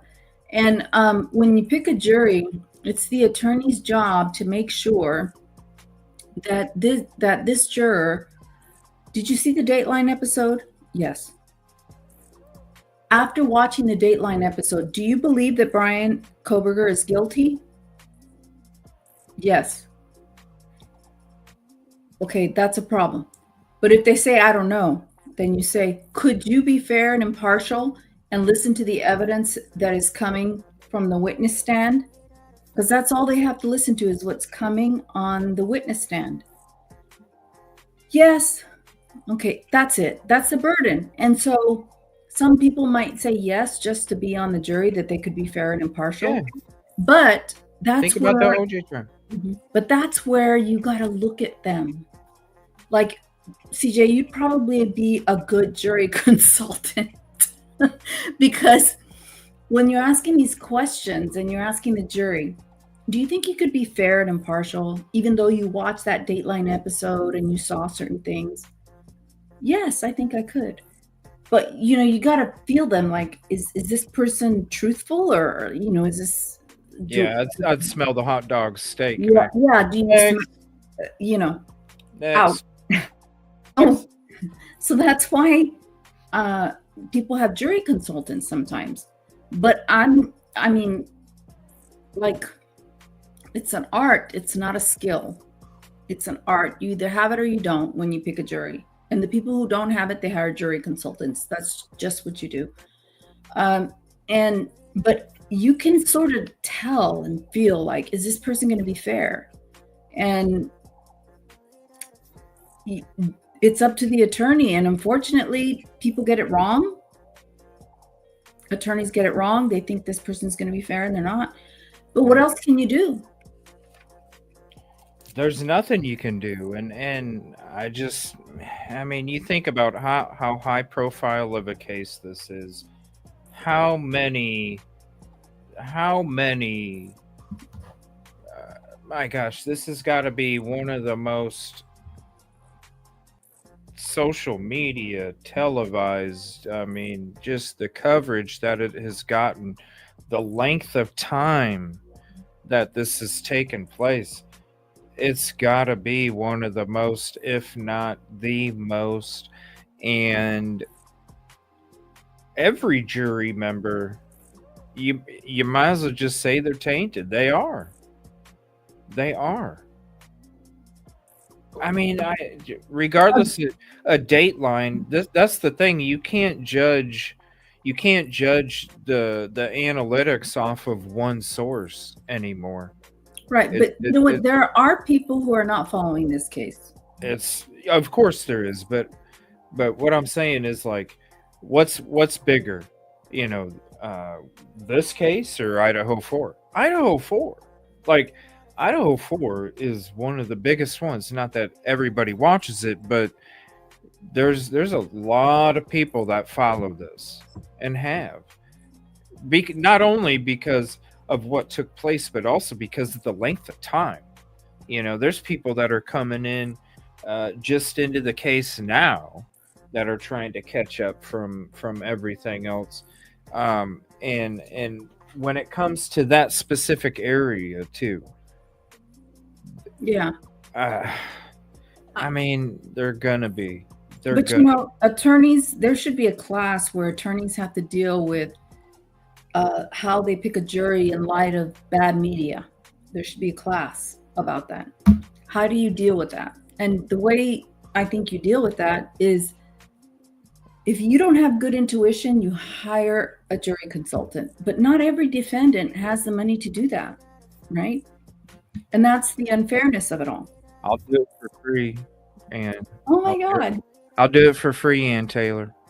Like, there are people who will, and people who are from the streets. I'd do it for free, period, for anybody's justice. Come on, Yeah. This is somebody else's justice, and if it means that somebody can be there to smell a hot dog steak, well then, listen, it's doing your part as a human being to make a difference on this world. Yeah, because you know what, criminal defendants, it's a difficult thing, because if you're okay, so I have a client, and I won't say her name, but her husband went through a murder trial, and it was a hung jury, and then they tried him again, and they couldn't afford to pay a private attorney because they had already paid a private attorney for the first one, who did a good job and got a mistrial. So they had to use a public defender. Well, second time around, he was convicted. And this guy looks like another guy that did the deed. Oh. And he was in jail for a long time. But for good behavior, he got out. And he's meek as all get out. I can't see it. Just, and you know what? This guy is like by the book. He is by the book. And I'm thinking to myself, wow. And they invested a lot of money to have an attorney defend him. And it was a mistrial, and then they had no more money. They had to get a public defender, and he ended up getting convicted. But in any event, it's hard when people do not have the money to defend themselves, and they're using public defenders who have limited resources. And the prosecution, it should be fair. I mean, if the prosecution has all these resources, then so should the defendant. But that's not the case. Right. That they're there really, and this is why I feel like they thought this was going to take place with Kohberger. They're really there to make plea deals. Possibly. Although I've never That's heard, just my opinion. Yeah. I'm not, but I've never heard that Brian Kohberger was offered a plea deal. No. They were expecting him to take one. That's what I'm saying. When you look at But in order for him to take one has to be offered. Right. But what I'm saying is if you look back into how they practice, just like, if he doesn't get convicted and it's, something, hey, sorry they didn't agree with us, we're not going to go search for the real killer, when that's how they do it, they also do it the same way, just like the person that I was talking about that got found not guilty. They threw a whole bunch of charges and expect them to take a plea before it even gets offered. And I guess the defense can also ask, are you willing to do a plea deal? The defense can also ask the prosecution that. So it doesn't just work one way where the prosecution has to offer it. But, I mean, when I've been in court, and sometimes there's a mixture of civil cases and criminal cases, sometimes I'll be sitting there. Well, this was back in the day before COVID. Now everything's video. But back in the day, in the late 2000s, like 2015 or so, there would be cases where they would say, you need to go out and talk about a plea deal. The judge would recommend it. And so the prosecutor and the defense attorney would go out and talk about a plea deal.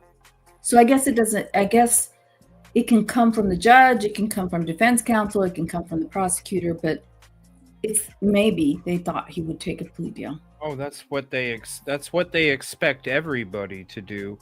That's how they get away with a lot of what they get away with, is because people don't have Ann Taylor.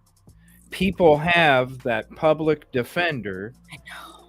And they have all these charges, and the public defender's like, look, Sam, listen, I think you're not guilty too, dude. I don't think they have, but they're saying that they have it, and they're charging all of these crazy charges. Sam, look, I believe you didn't do it too, but Sam, there's a difference between serving 20 years and getting out on good behavior than serving 85. Like, you don't have the money to get yourself somebody that can really defend you the way you need defended. And that's what I'm saying. They throw a ridiculous amount of charges to the people that don't have the money, that have to rely on the person that is like, look, dude, look, Sam, I know you didn't do it, Sam, but listen, it's the best thing for you. It's the best thing for you. Yeah, I mean, it's kind of sad. It is sad that is the way that things go when there's an imbalance of this. But this is why people should look into being a public defender. Attorneys should look into being a public defender, because if you have the wits and you're resourceful and you can work without money and you're able to do it, like, how should I say? It's in your passion. It's in your soul, like your passion. Like, you could get somebody off, but it is, I mean, public defenders are so overwhelmed. It's like social workers. They're so overwhelmed with the caseload. Public defenders are so overwhelmed with the caseload that, I mean, they don't know who they're meeting. I swear to God, when they go to court, like, who's been, they don't even know. I mean, it's just really sad. And it's been happening since humans existed. You can go back to the Egyptian days when some of the Egyptians were walking around with rubies and and crowns and other Egyptians were part of a peasant line. It's Yeah. it's always been you know, the Yeah. more financial you have, the more opportunities and access. It's not fair, really. It isn't, and that's why when it, you know, like people like us, you know, that listen, you know, I could be talking about plenty other things, but I like to talk about this case, not only because 6 days after we started our show, this was like, what the heck? And I've had to question it ever since the first press conference. I'm sitting there questioning it, like, this is all you got? You know, Well, like, you're safe, but we don't know who it is. What? Look, like, I'll tell you that like, when it first happened, people were saying, oh, they're giving all this press because they were, you know, sorority blonde girls and blah, blah, blah. And so I didn't pay too much attention. But when the FBI got involved and they were talking about how they did this whole arrest and how it was all coordinated and all this stuff, I was interested because I thought, this is interesting, how they caught him. But then when I looked at how they caught him and I looked at the probable cause affidavit, I'm like, what? Yeah. What is this? I was looking at that map and I was thinking, if I was a judge and I'm looking at this thing that's just like the map, you know, that whole map that's on the probable cause, it's like a picture. Yeah, the shitty map that I couldn't even copy when I went out there on my own. Yeah. And then the DNA, they say, oh yeah, the Idaho lab called and said it was a match. Okay, who called? Who called? What time? I mean, these things are facts. You get a call from the lab, you get their name, the time they called, what they said, and you put that in your affidavit. Then you say, we sent the sample, or, you know, before you say, we got the sample of the trash. It was, even if it was a whole trash bag, okay, the whole trash bag. Was it toilet paper? What was it? Okay. If it's a whole trash bag, then say that. They just say they got the trash. Okay. Not specific enough. I want to know who handled that trash before you got it. Well, guess who handled it? The trash people, because they instructed the trash people to go get it and give it to the FBI. I mean, as a judge, I think those specificities when it comes to genetic material, you don't have to know the test, because I don't expect a judge to know the test.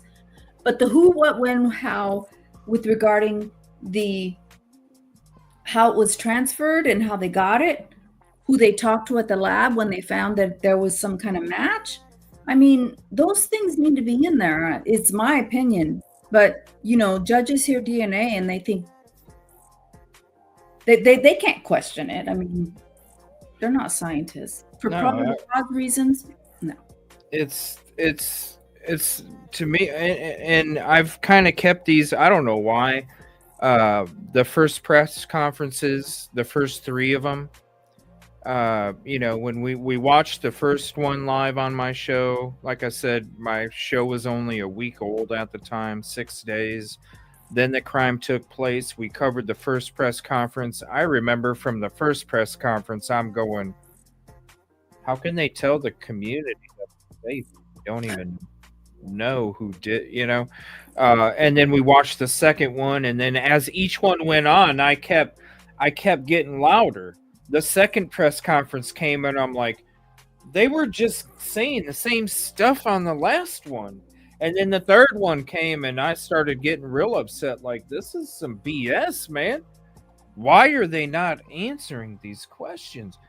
And for some reason, I don't know why, I've had them on members only this whole time. I went to go drop a link for you guys, and for some reason, all 3 of them are members only. So I'm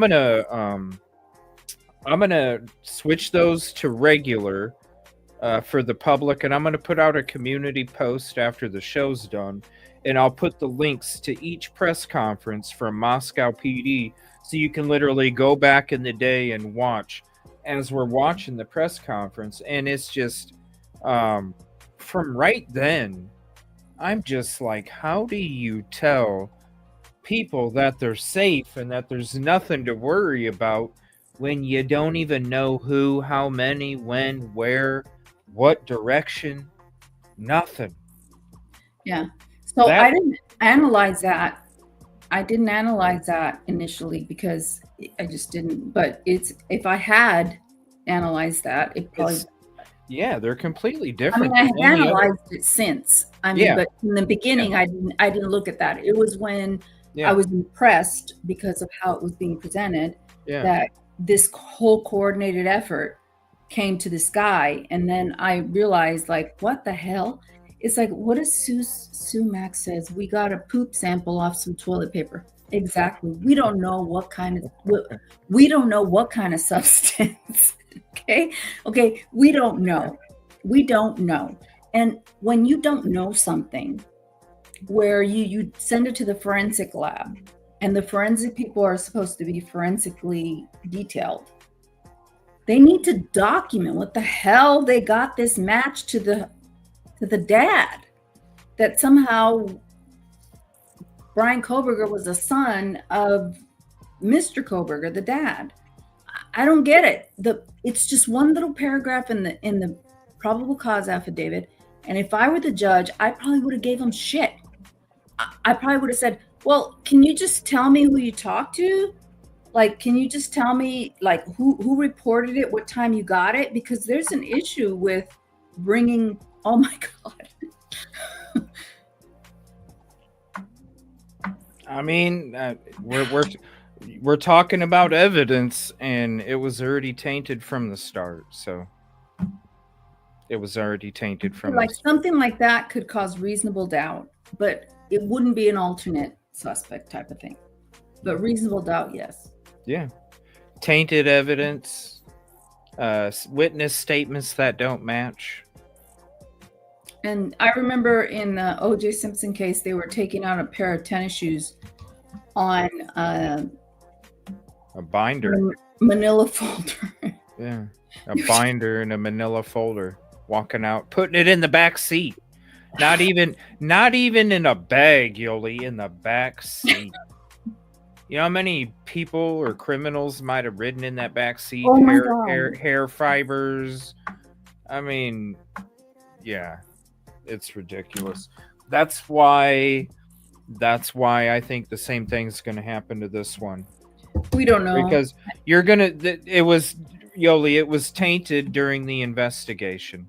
If you can attack the evidence is not being handled properly, when you can sit there and show how people are standing in the frickin' crime scene without booties, you're already saying, look, they're in the doorway. I'm telling you right now. And we saw the videos of them walking in, no booties, no gloves. When it's tainted from the start, this is why I thought of OJ. Not because it was multiple people and this and that and a knife and whatever. No, the first thing I thought of and instantly went to OJ's case is because I studied, and I know you were there for the OJ case. I studied the OJ case. I didn't just go off of what other people said. I studied it, and it was the evidence being tainted that led to the glove must acquit, blah, blah, blah, blah, blah, and Furman too. But regardless of Furman, Yolie, you can answer this. I can't remember the Asian doctor that was up there on the stand. Dr. Lee. He was the main one. And then you had investigators talking about how they transported evidence that wasn't supposed to be but when it came to the main doctor, that Mr. Lee, did he not wear gloves when he was supposed to? Did he lie about evidence being in a certain spot when it was in a different spot? He's the one that did not practice the personal protection equipment that came to the evidence of OJ and all of the stuff that took place at the crime scene. That's the base of it. Yes, everything else was like sprinkles on top of a cake, but the cake was made out of evidence being mishandled. When you can attack the evidence, everything else falls apart. And yeah, I mean, that's what you do. You attack the police and how they handle the evidence when you're defending a criminal. And it's true. And, you know, when it comes to evidence that is, I mean, look at this. Oh, he has booties. Booties, but what look at what he's wearing. Here's what I don't understand. Some people have these big white suits with like, and they're standing next to people who have nothing. These people had suits, Yolie. She's the one that had. You want to talk about the big whites? This is the one right here. That's the one right here. That's the same one that was walking around taking photos with the big white suit. Yeah, and then there's people next to her that don't have the big white suit. So it's like, okay, so what's the purpose of the big white suit? She was standing next to the stairs that go to the basement. This lady right here, she was the one that was looking down the stairs with the gentleman that was looking over the half wall. This lady right here was the lady that was in the white suit taking the photos of the same stuff that she had touched this and then touched all of her equipment, rubbing her hands all over it, the same equipment that she went in to use to document and touch the sheath. Like, she's the one that touched the sheath before it was even tested. How does somebody's DNA or touch DNA, transfer DNA, get on an item that can only last for so long on that specific item? This right here, people. That's why I said, who said this lady right here that stepped on it 3 times? She stepped on that glove. That's why I said, who's to say she didn't go stop at Jack in the Box in Pullman, Washington, and stepped in somebody's and stepped in it, and then came to the house and was stepping all over that glove, and next thing you know, transfer. Yeah. That's why I'm saying, like, the first thing I thought of when it came to this stuff was the contamination of the evidence and how it was not handled properly in the OJ case and how it started the avalanche for everything to take place. And I can definitely see it right here. I can see the mishandling of evidence, the contamination, the lack of awareness. Like, she didn't even have to keep that rubber glove she's wearing that she literally could have taken off and threw in the garbage. That's a couple pennies. You're going to tell me, like, and you didn't even pay for it, ma'am. Yeah. Like, throw the damn glove away and get a clean one. But no. It does remind me of the O.J. Simpson case where they were showing footage, you know, of these people that and didn't have gloves, didn't have booties. And here's the thing. In the O.J. Simpson case, they were interested in a glove that was not even at the crime scene. They were interested in a glove that was at O.J. Simpson's house. So here we have a glove that was outside of the Idaho 4 case, house, the Idaho 4 house, and they didn't test it. I mean, I don't understand it. Maybe some law enforcement, maybe, these law enforcement podcasters could explain that. They didn't want it to fit. They didn't. When you're trying to paint a narrative, the last thing you need is some other evidence to show that it don't exist. So you don't test it. You don't.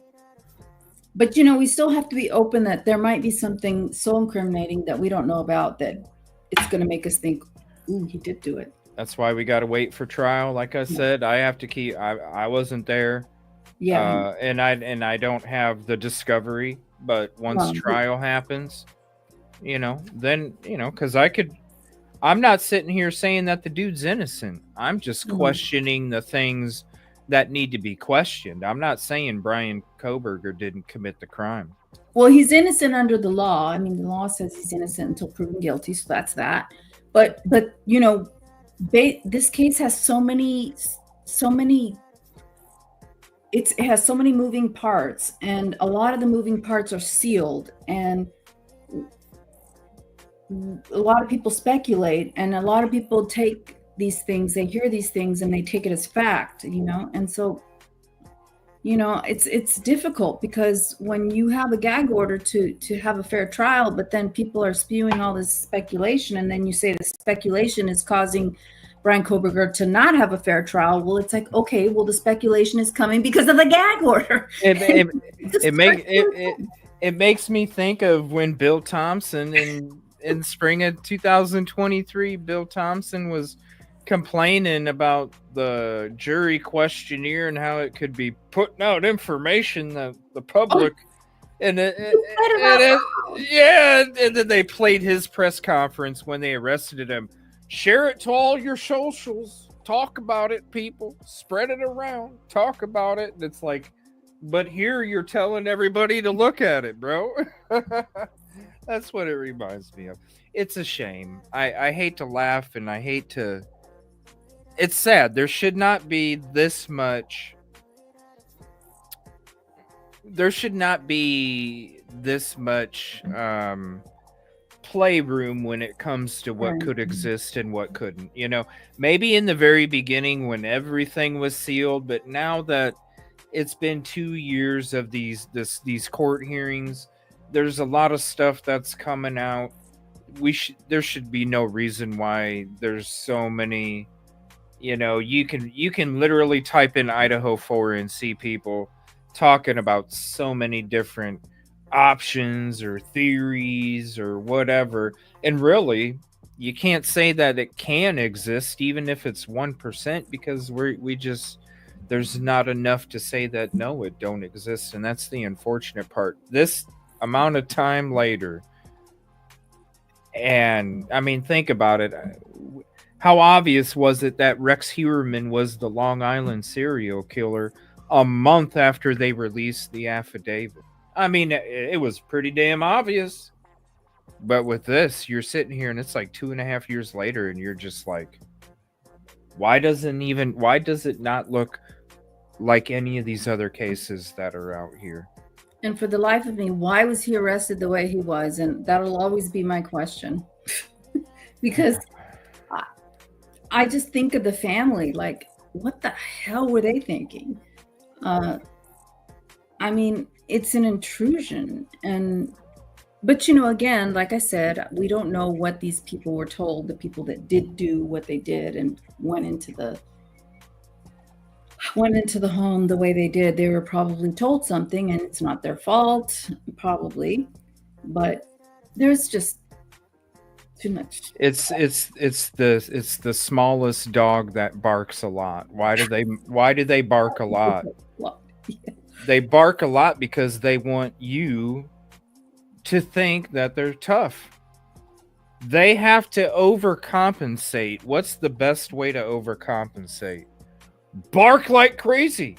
This is what they've been doing this whole time. Barking real loud. It's like those birds, or I don't know. There's no bite. Make themselves bigger, like they scare off predators because they spread out their wings and they, those. I don't know what they are. Oh my gosh. Oh man, it's on the tip of my tongue. They're colorful as hell too. Yeah, and they peacock. Well, there's peacocks, but there's the peacock, yes, but there's also other animals that make themselves look big. Well, you got blowfish, they're a little teeny guy, and then they, Yeah, well, there's also fish that to get into the women, they like cross. They turn into a woman. The fish. What? Yes, cuttlefish. Have you ever heard of that? Yeah, the cuttlefish. No, I don't fish and I don't eat fish. No. This is the documentary where the cuttlefish, they're very smart, and in order to procreate, they turn themselves into like a female-looking fish to cross the barrier, and then they get in there. That's messed up. That'd be like a dude going into a girl's bathroom pretending to be a woman to then switch around and go, "Hey, I'm a guy. Let's do it." What they do. That's messed up. It's a cuttlefish. Well, they're not. That's That cuttlefish, huh? That makes me think of Eric Craddock, Sheriff Eric Craddock out of Tennessee, with the Sebastian Rogers case. You know, the cuddle buddy. You know, they're talking about the R, and he's like, "Well, I'd prefer to call it cuddle buddy." What? Yeah. No. Cuttlefish, cuddle buddy. I'm not surprised. It's the same sick ass crap. Man, that's disgusting. I ain't never heard of that, but damn, Yeah, they shouldn't even be existing no more. Those poor females, man. That's ridiculous. Yeah, they get all fancy too. No, I'm sure they do. Like Howard Bloom when he's doing this with his tail feathers, when he's all excited about how much information he found out from Dateline, but glad that he didn't leak it to anybody because he was nervous with all the stuff he was told. Yeah, and what about the BOMB that he said that Kohberger was going to be having federal charges filed against him? That never happened. And on the DT show, the Drunk Bird show, he said, "Oh, that was just a rumor." Right. Yeah, that's my hypothesis. That's my theory. He's an idiot. He's an idiot. He was just being, listen, they used him as they used all these people as a tool. I'm going to be honest with you. They used all of them as a tool. They used them all because, you know, when they found out people, you know, because I'm sure there was a lot of people that got the same information that Dateline and Bloom and all these other people, but they were respectful. They said, I'm not going to jeopardize the integrity of the investigation. So there's a lot of people that probably know stuff that haven't said anything. They just wanted to find the people that wouldn't think like that. They wanted to find the people that are like, oh, I got to say this. I got to tell everybody. That's the people they wanted. The people that would take that information and just spew it all over. It's exactly what they wanted.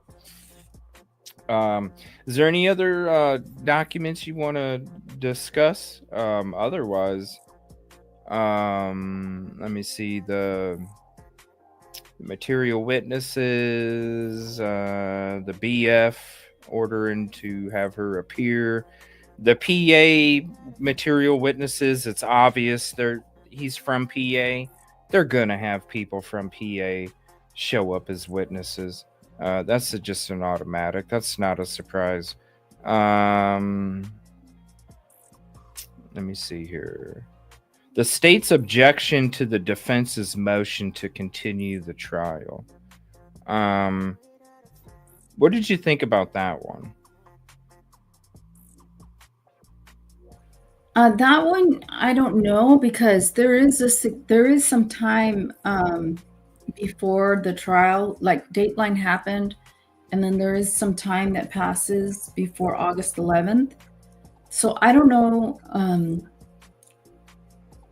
I mean, my concern is more about the leak, not so much the Dateline episode, but the leak from law enforcement and how that's going to impact evidence in terms of the security of the evidence. I mean, if somebody is leaking information, that means that information is not secure. So it needs to be secure, and people need to make sure it's not altered, because we're not talking about like evidence that you can see, like a sheath, for example. We're talking about electronic evidence. And when you have a download of somebody's phone and you give portions, what did they give all of the download of the phone to Dateline, or did they give portions? And if they gave portions, how did they do that? Did they alter the original download? It becomes an IT nightmare. And so I think it's going to depend more on what they find with regard to how the evidence was leaked and what was leaked and how was it leaked. And, you know, because like I said, you know, somebody can say, we saw the knife sheath and it had blood on it. Okay. So somebody had access to the knife sheath and it had blood on it.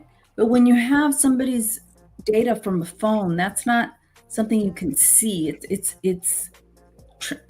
downloaded. Like what did Dateline only get those portions that they showed, or did they get more? Or, Oh, I'm sure they got way more. I'm sure they got way more. And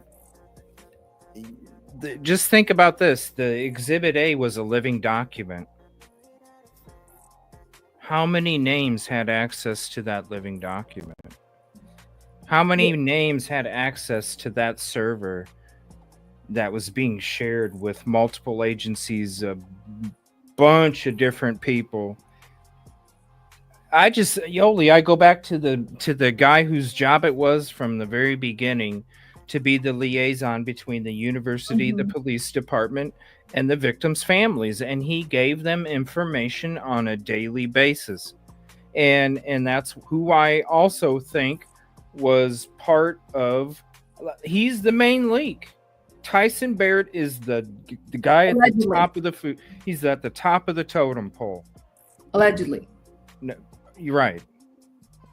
At the top of the totem pole. Yeah. And everybody else is right underneath. So when it comes to that motion to continue, in terms of just having the Dateline episode, I don't think it's that huge of a deal, but how this evidence was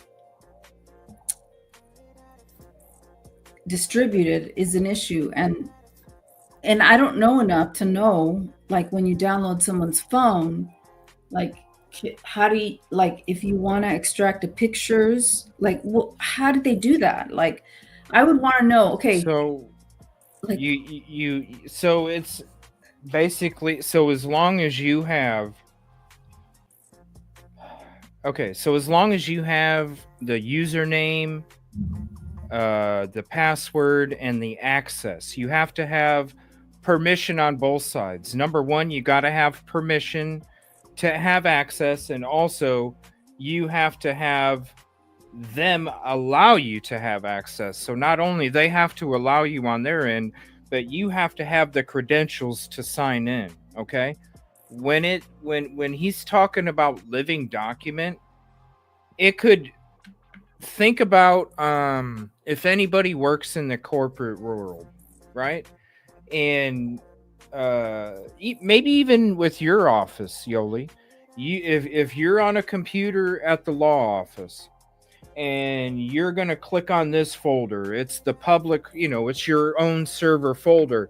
You have subfolders. You can go into all of those subfolders, so if like Jimmy's calling up Sam, hey, I need you to take a look at this document real quick. Okay, where it is. Okay, it's under this section, this category, and this file folder. Okay, all right, and then go to this file right here.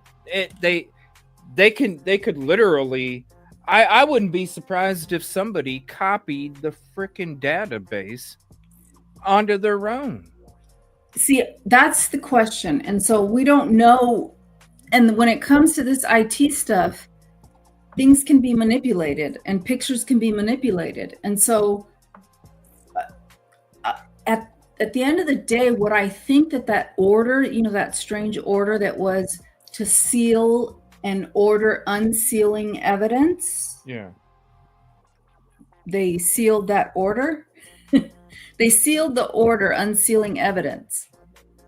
Just so unsealed evidence or sealed evidence was given to somebody. So I tend to think that either it could be that woman, that crazy psychic that has the case. She asked for records and maybe it was granted. But I don't know. I'm not sure if I believe that they would give her unsealed evidence or sealed evidence. I'm going to be honest with you. There's plenty of times where we've done FOIAs and we've gotten stuff we weren't supposed to get. And it's because they weren't paying attention. So I could see it happening. So it's basically that, I don't know how this motion to continue is going to go forward, but at least it's public so we can see it. We can watch it. Because if I were the defense attorney, I would be talking about all of this stuff, like how did they get his phone? And we're not talking about something that you can look at like a knife sheet. Oh, we saw the knife sheet. We took pictures of the knife sheet. Okay, that's an object. But when you have electronic data and you have this Shane, what was the guy's name? The producer, Shane something? Shane Bishop. Yeah, when you have him tweeting, when he's asked, did you alter the videos? And he puts out a GIF, just a little bit. That's concerning, okay? So I would just, it's going to be more of an issue of whether the evidence was tampered with and whether it can be manipulated, more so than just the Dateline episode, right? Because Dateline's never going to reveal their sources. He didn't tweet after that, did he? Did you notice that he quit tweeting after that? I don't look at Twitter. I don't understand. He didn't have anything to say after that. Nope. Yeah, I don't understand Twitter, but I did see that in Twitter. I don't know. But I did see that in Twitter, but I don't look at Twitter normally. Yeah, you didn't have nothing to say. So, this is... They're so stupid, man. They're so... Okay. They tell on themselves, Like, are you going to need an expert? like, are you going to need an expert now in every criminal case to, like an AI expert to make sure that...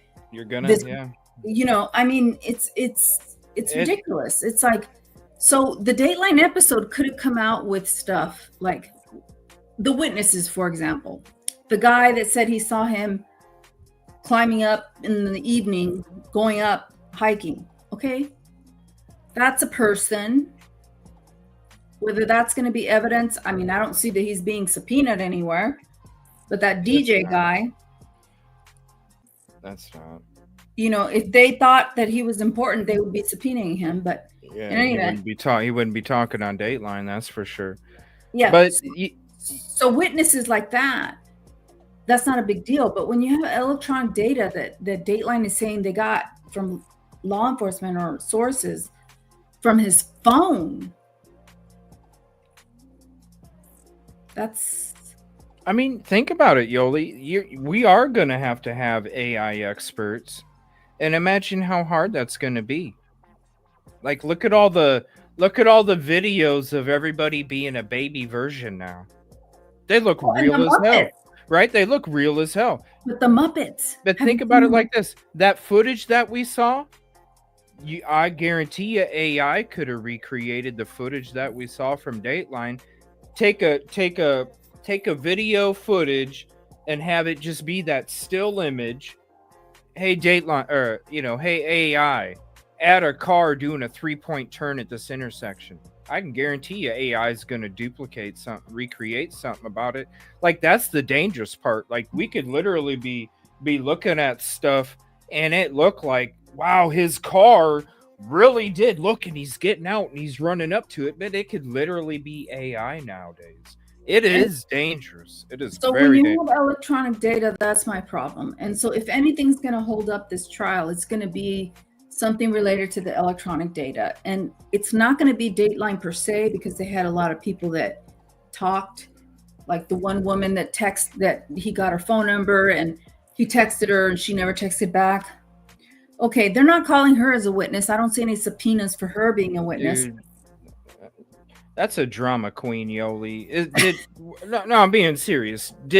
Was those messages that she got, was that not respectful? Like, let's be honest. Let's be honest, ladies. Let's be honest. Yeah. Like, considering some of the other messages that I hear y'all tell me, considering some of the other messages that y'all get sent sometimes, you're telling me that was a creep? I don't think so, ladies. I've heard too many stories from y'all. I'm sorry. That one had to be respectful. Yeah. I don't even understand how that was creepy.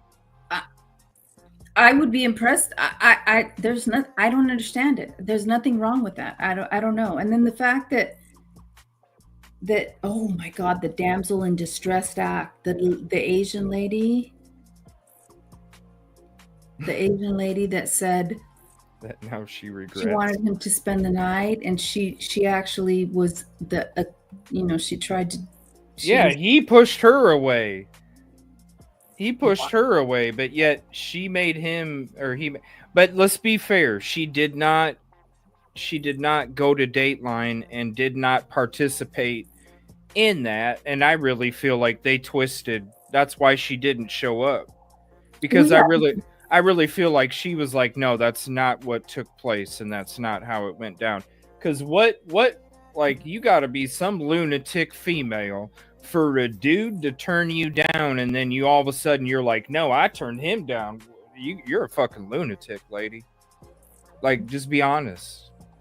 Yeah, the whole thing is just strange. And, you know, we cannot, you know, Whitman and Tanego, those are the two Washington State police officers that initially found the white Elantra.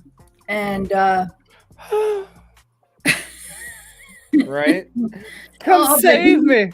Save me. He went in there and he was watching her. Yeah, he hit his. Oh my God. Came in with his Captain Kirk outfit. Oh my God. But in any event, let me save you. Whatever. The leotards don't fit, bro. Okay, go ahead. Anyway, no, Tanego and Whitman, those officers from Washington State University, it's weird because they don't talk much about them, but they were the ones who found the white Elantra and they called in a tip. Yeah, the wrong year. Yeah, but they called in a tip. Yeah. Didn't they? Why not pick up the phone and call the investigator and say, hey, we found this white Elantra that's living here, and the guy's license has him having bushy eyebrows. That was early on in November. Right. Now, okay, theoretically, constructively, Idaho's police had that information because he called in a tip. So constructively, they had that information. Whether they had looked at it, we don't know, because that's why I was asking a couple weeks ago. That's why I brought it up a couple weeks ago. Was it actually Washington State that started the narrative? I had to ask it, like, really, could it be Washington State? I did a small video a few weeks ago. Could it be Washington State that started the narrative, because they're the ones that initially started the connection to BK? I would be calling them, man. I'd be calling them and asking them what tip line did you call? Why did you call a tip line? Why didn't you just call the lead investigator? I mean, you're a police officer. Do you think that calling a tip line that the public calls is a right way to transfer information? Because the reason I said, could it be a narrative that was started with Washington State is because the officer that made that call for the tip was the officer that BK had info on. He didn't want his name associated with officer so-and-so made the call, blah, blah, blah, blah, blah. Well, maybe he didn't want his name attached until it became a point where it had to be attached. Maybe he tried the avenue not to have his name attached, because then people would come back and go, bro, you're just doing this because he had some shit on you.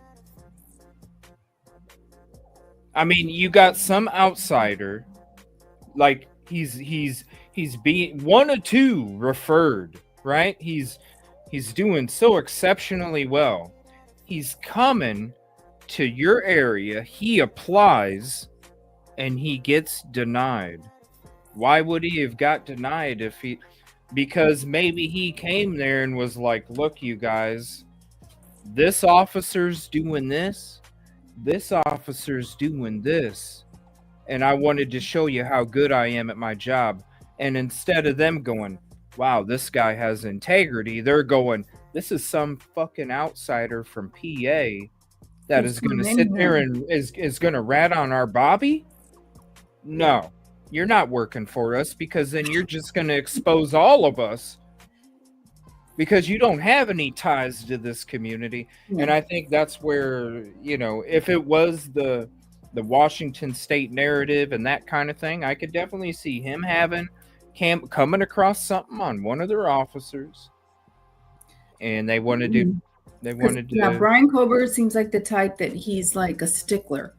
And like I said, it's about control. Like he wants things the way he wants them. And some people might think that's selfish, but it's not. It's because of his OCD. He is just like that. He wants the rules to be followed. And I just see that in him.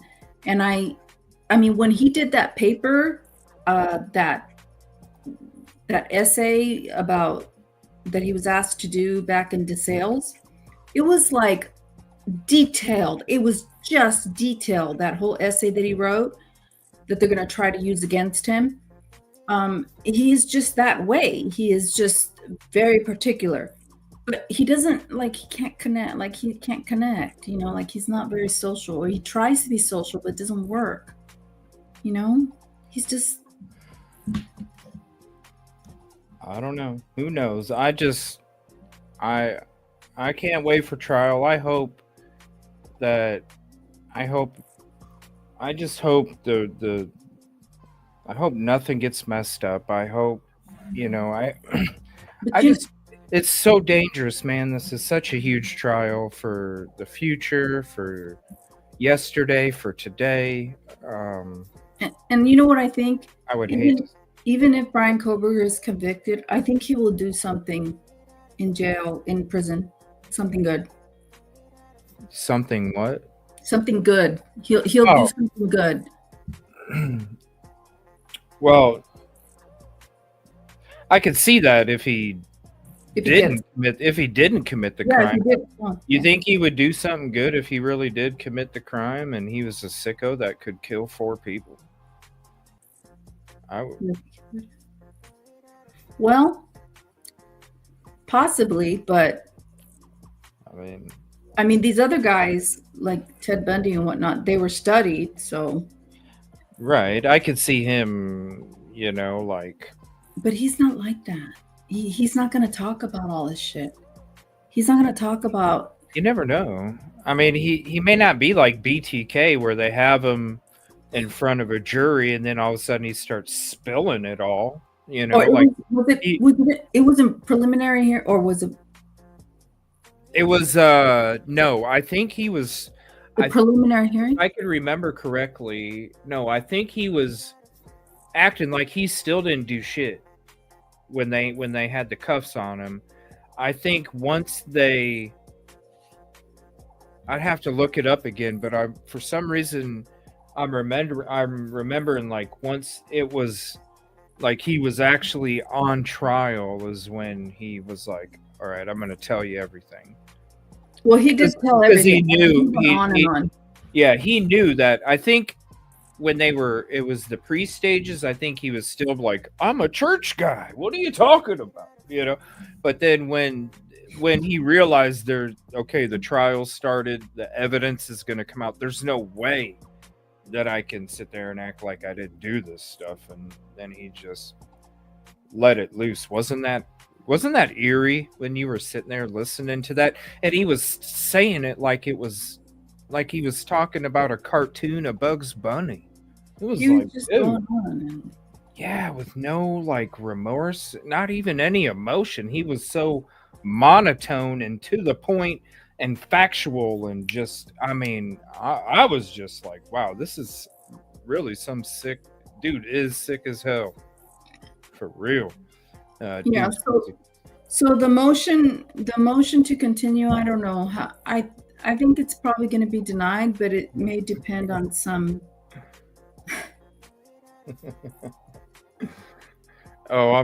We'll see. I'm sure he'll stay far away from social media. He'll probably end up going into the mountains, living in a cabin on his own, not even wanting to see another human being. I wouldn't.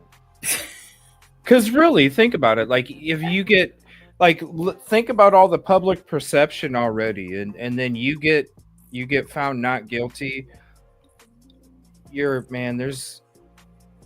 I wouldn't be surprised if he went in some kind of like witness protection program or something, because there's going to be people, you don't know if somebody's going to be walking down the street and pops you right in the back of your effing head, man. You know, there's a show called Monk. I don't know if you've ever seen it. MONK. He's an OCD investigator. And that's how I think BK would be. Brian Koberger. You never seen that show? I never wanted to check it out because the guy looked really effing weird. And so I was just like, nah, I'm weird like that though. Yolie, I barely have any time. Like I gotta have, I'm so busy working. I gotta have like something that just pops out to me, and I gotta. With Monk, it was one of those things where it was a little bit before my time and a little bit. I've never seen it before. Wasn't it on Nick at Night or something? It's all over the place, but he is very strange, and but he solves. He needs a handler. He has this woman that helps him because he can't do this by him. I mean, he would freak people out. But he has a woman that kind of helps him and guides him. And damn, that's like what I need, because my OCD just takes over a bunch. Yeah. It happens. My, it's like sometimes my anxiety and my OCD is so bad that it's like I'm in a room, like I'm in an office, and I have a whole bunch of papers flying around, and I'm just trying to grab one, just to collect a thought. It's it's wild sometimes. Now I'll have to check it out. Didn't he play like some other? Wasn't he something else in the 70s or something? Wasn't he? I'm not sure. Columbo. I don't think he was in Columbo. Oh wait, Monk. Oh, that's a different guy. I'm thinking of Columbo. No, Monk has curly hair. Yeah, I know who you're talking about now. Yeah, he's yeah, I know who you're talking about now. For some reason, I was thinking of the guy that was Columbo that had the eyes going like this. Anyway, I better get off now. So. Well, thank you for hanging out, Yolie. I appreciate it. We'll be doing some more shows here now. I had to put in a lot of work in the background here for a few weeks, and then sorry for bumping last night's show to tonight. There's some stuff locally that I was kind of checking out here that I'm going to be working on too, but we'll be back here.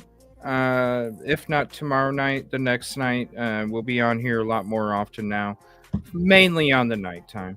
But I want to say thank you, Yolie, for hanging out. It's always great talking about these documents. And if you guys where's that call? Check this out. This is Yolie's call regarding the OCD stuff. So as we leave tonight, click on that link. Go check out that half an hour call. That was from July of 2023 when Yolie called in.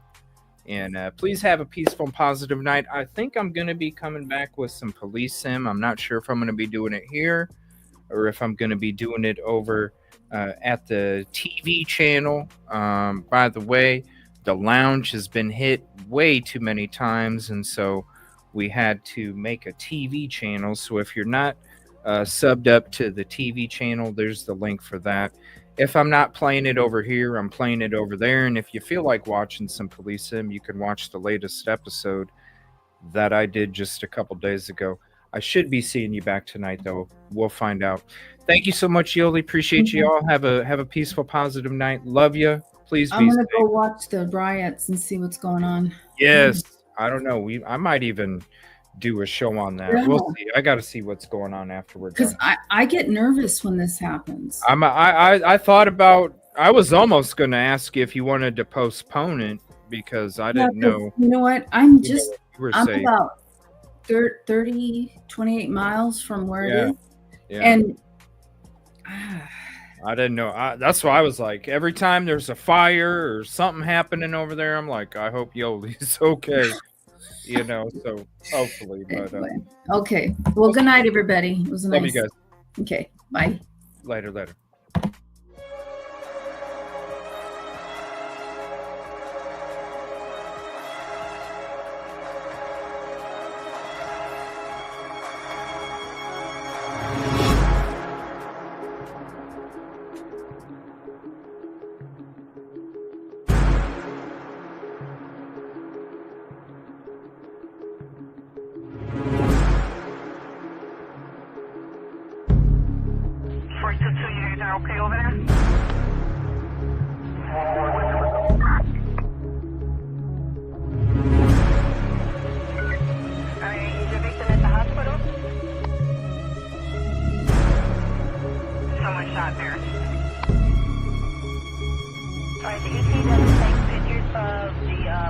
domestic related?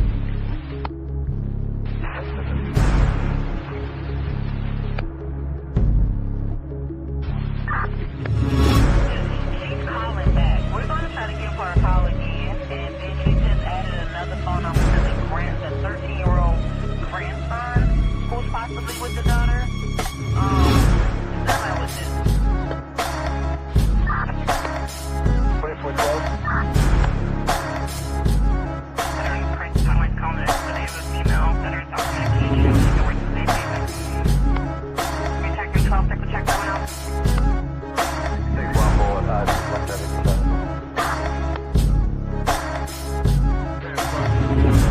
Also still staying in stock, no? Defendant Atty? Please temper with If anyone else calls, like this, let me know.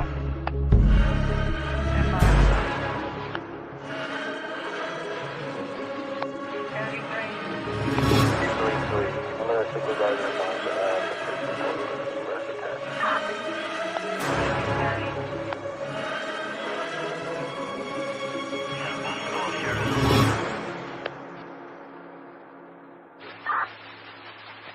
First stop off. 10-4.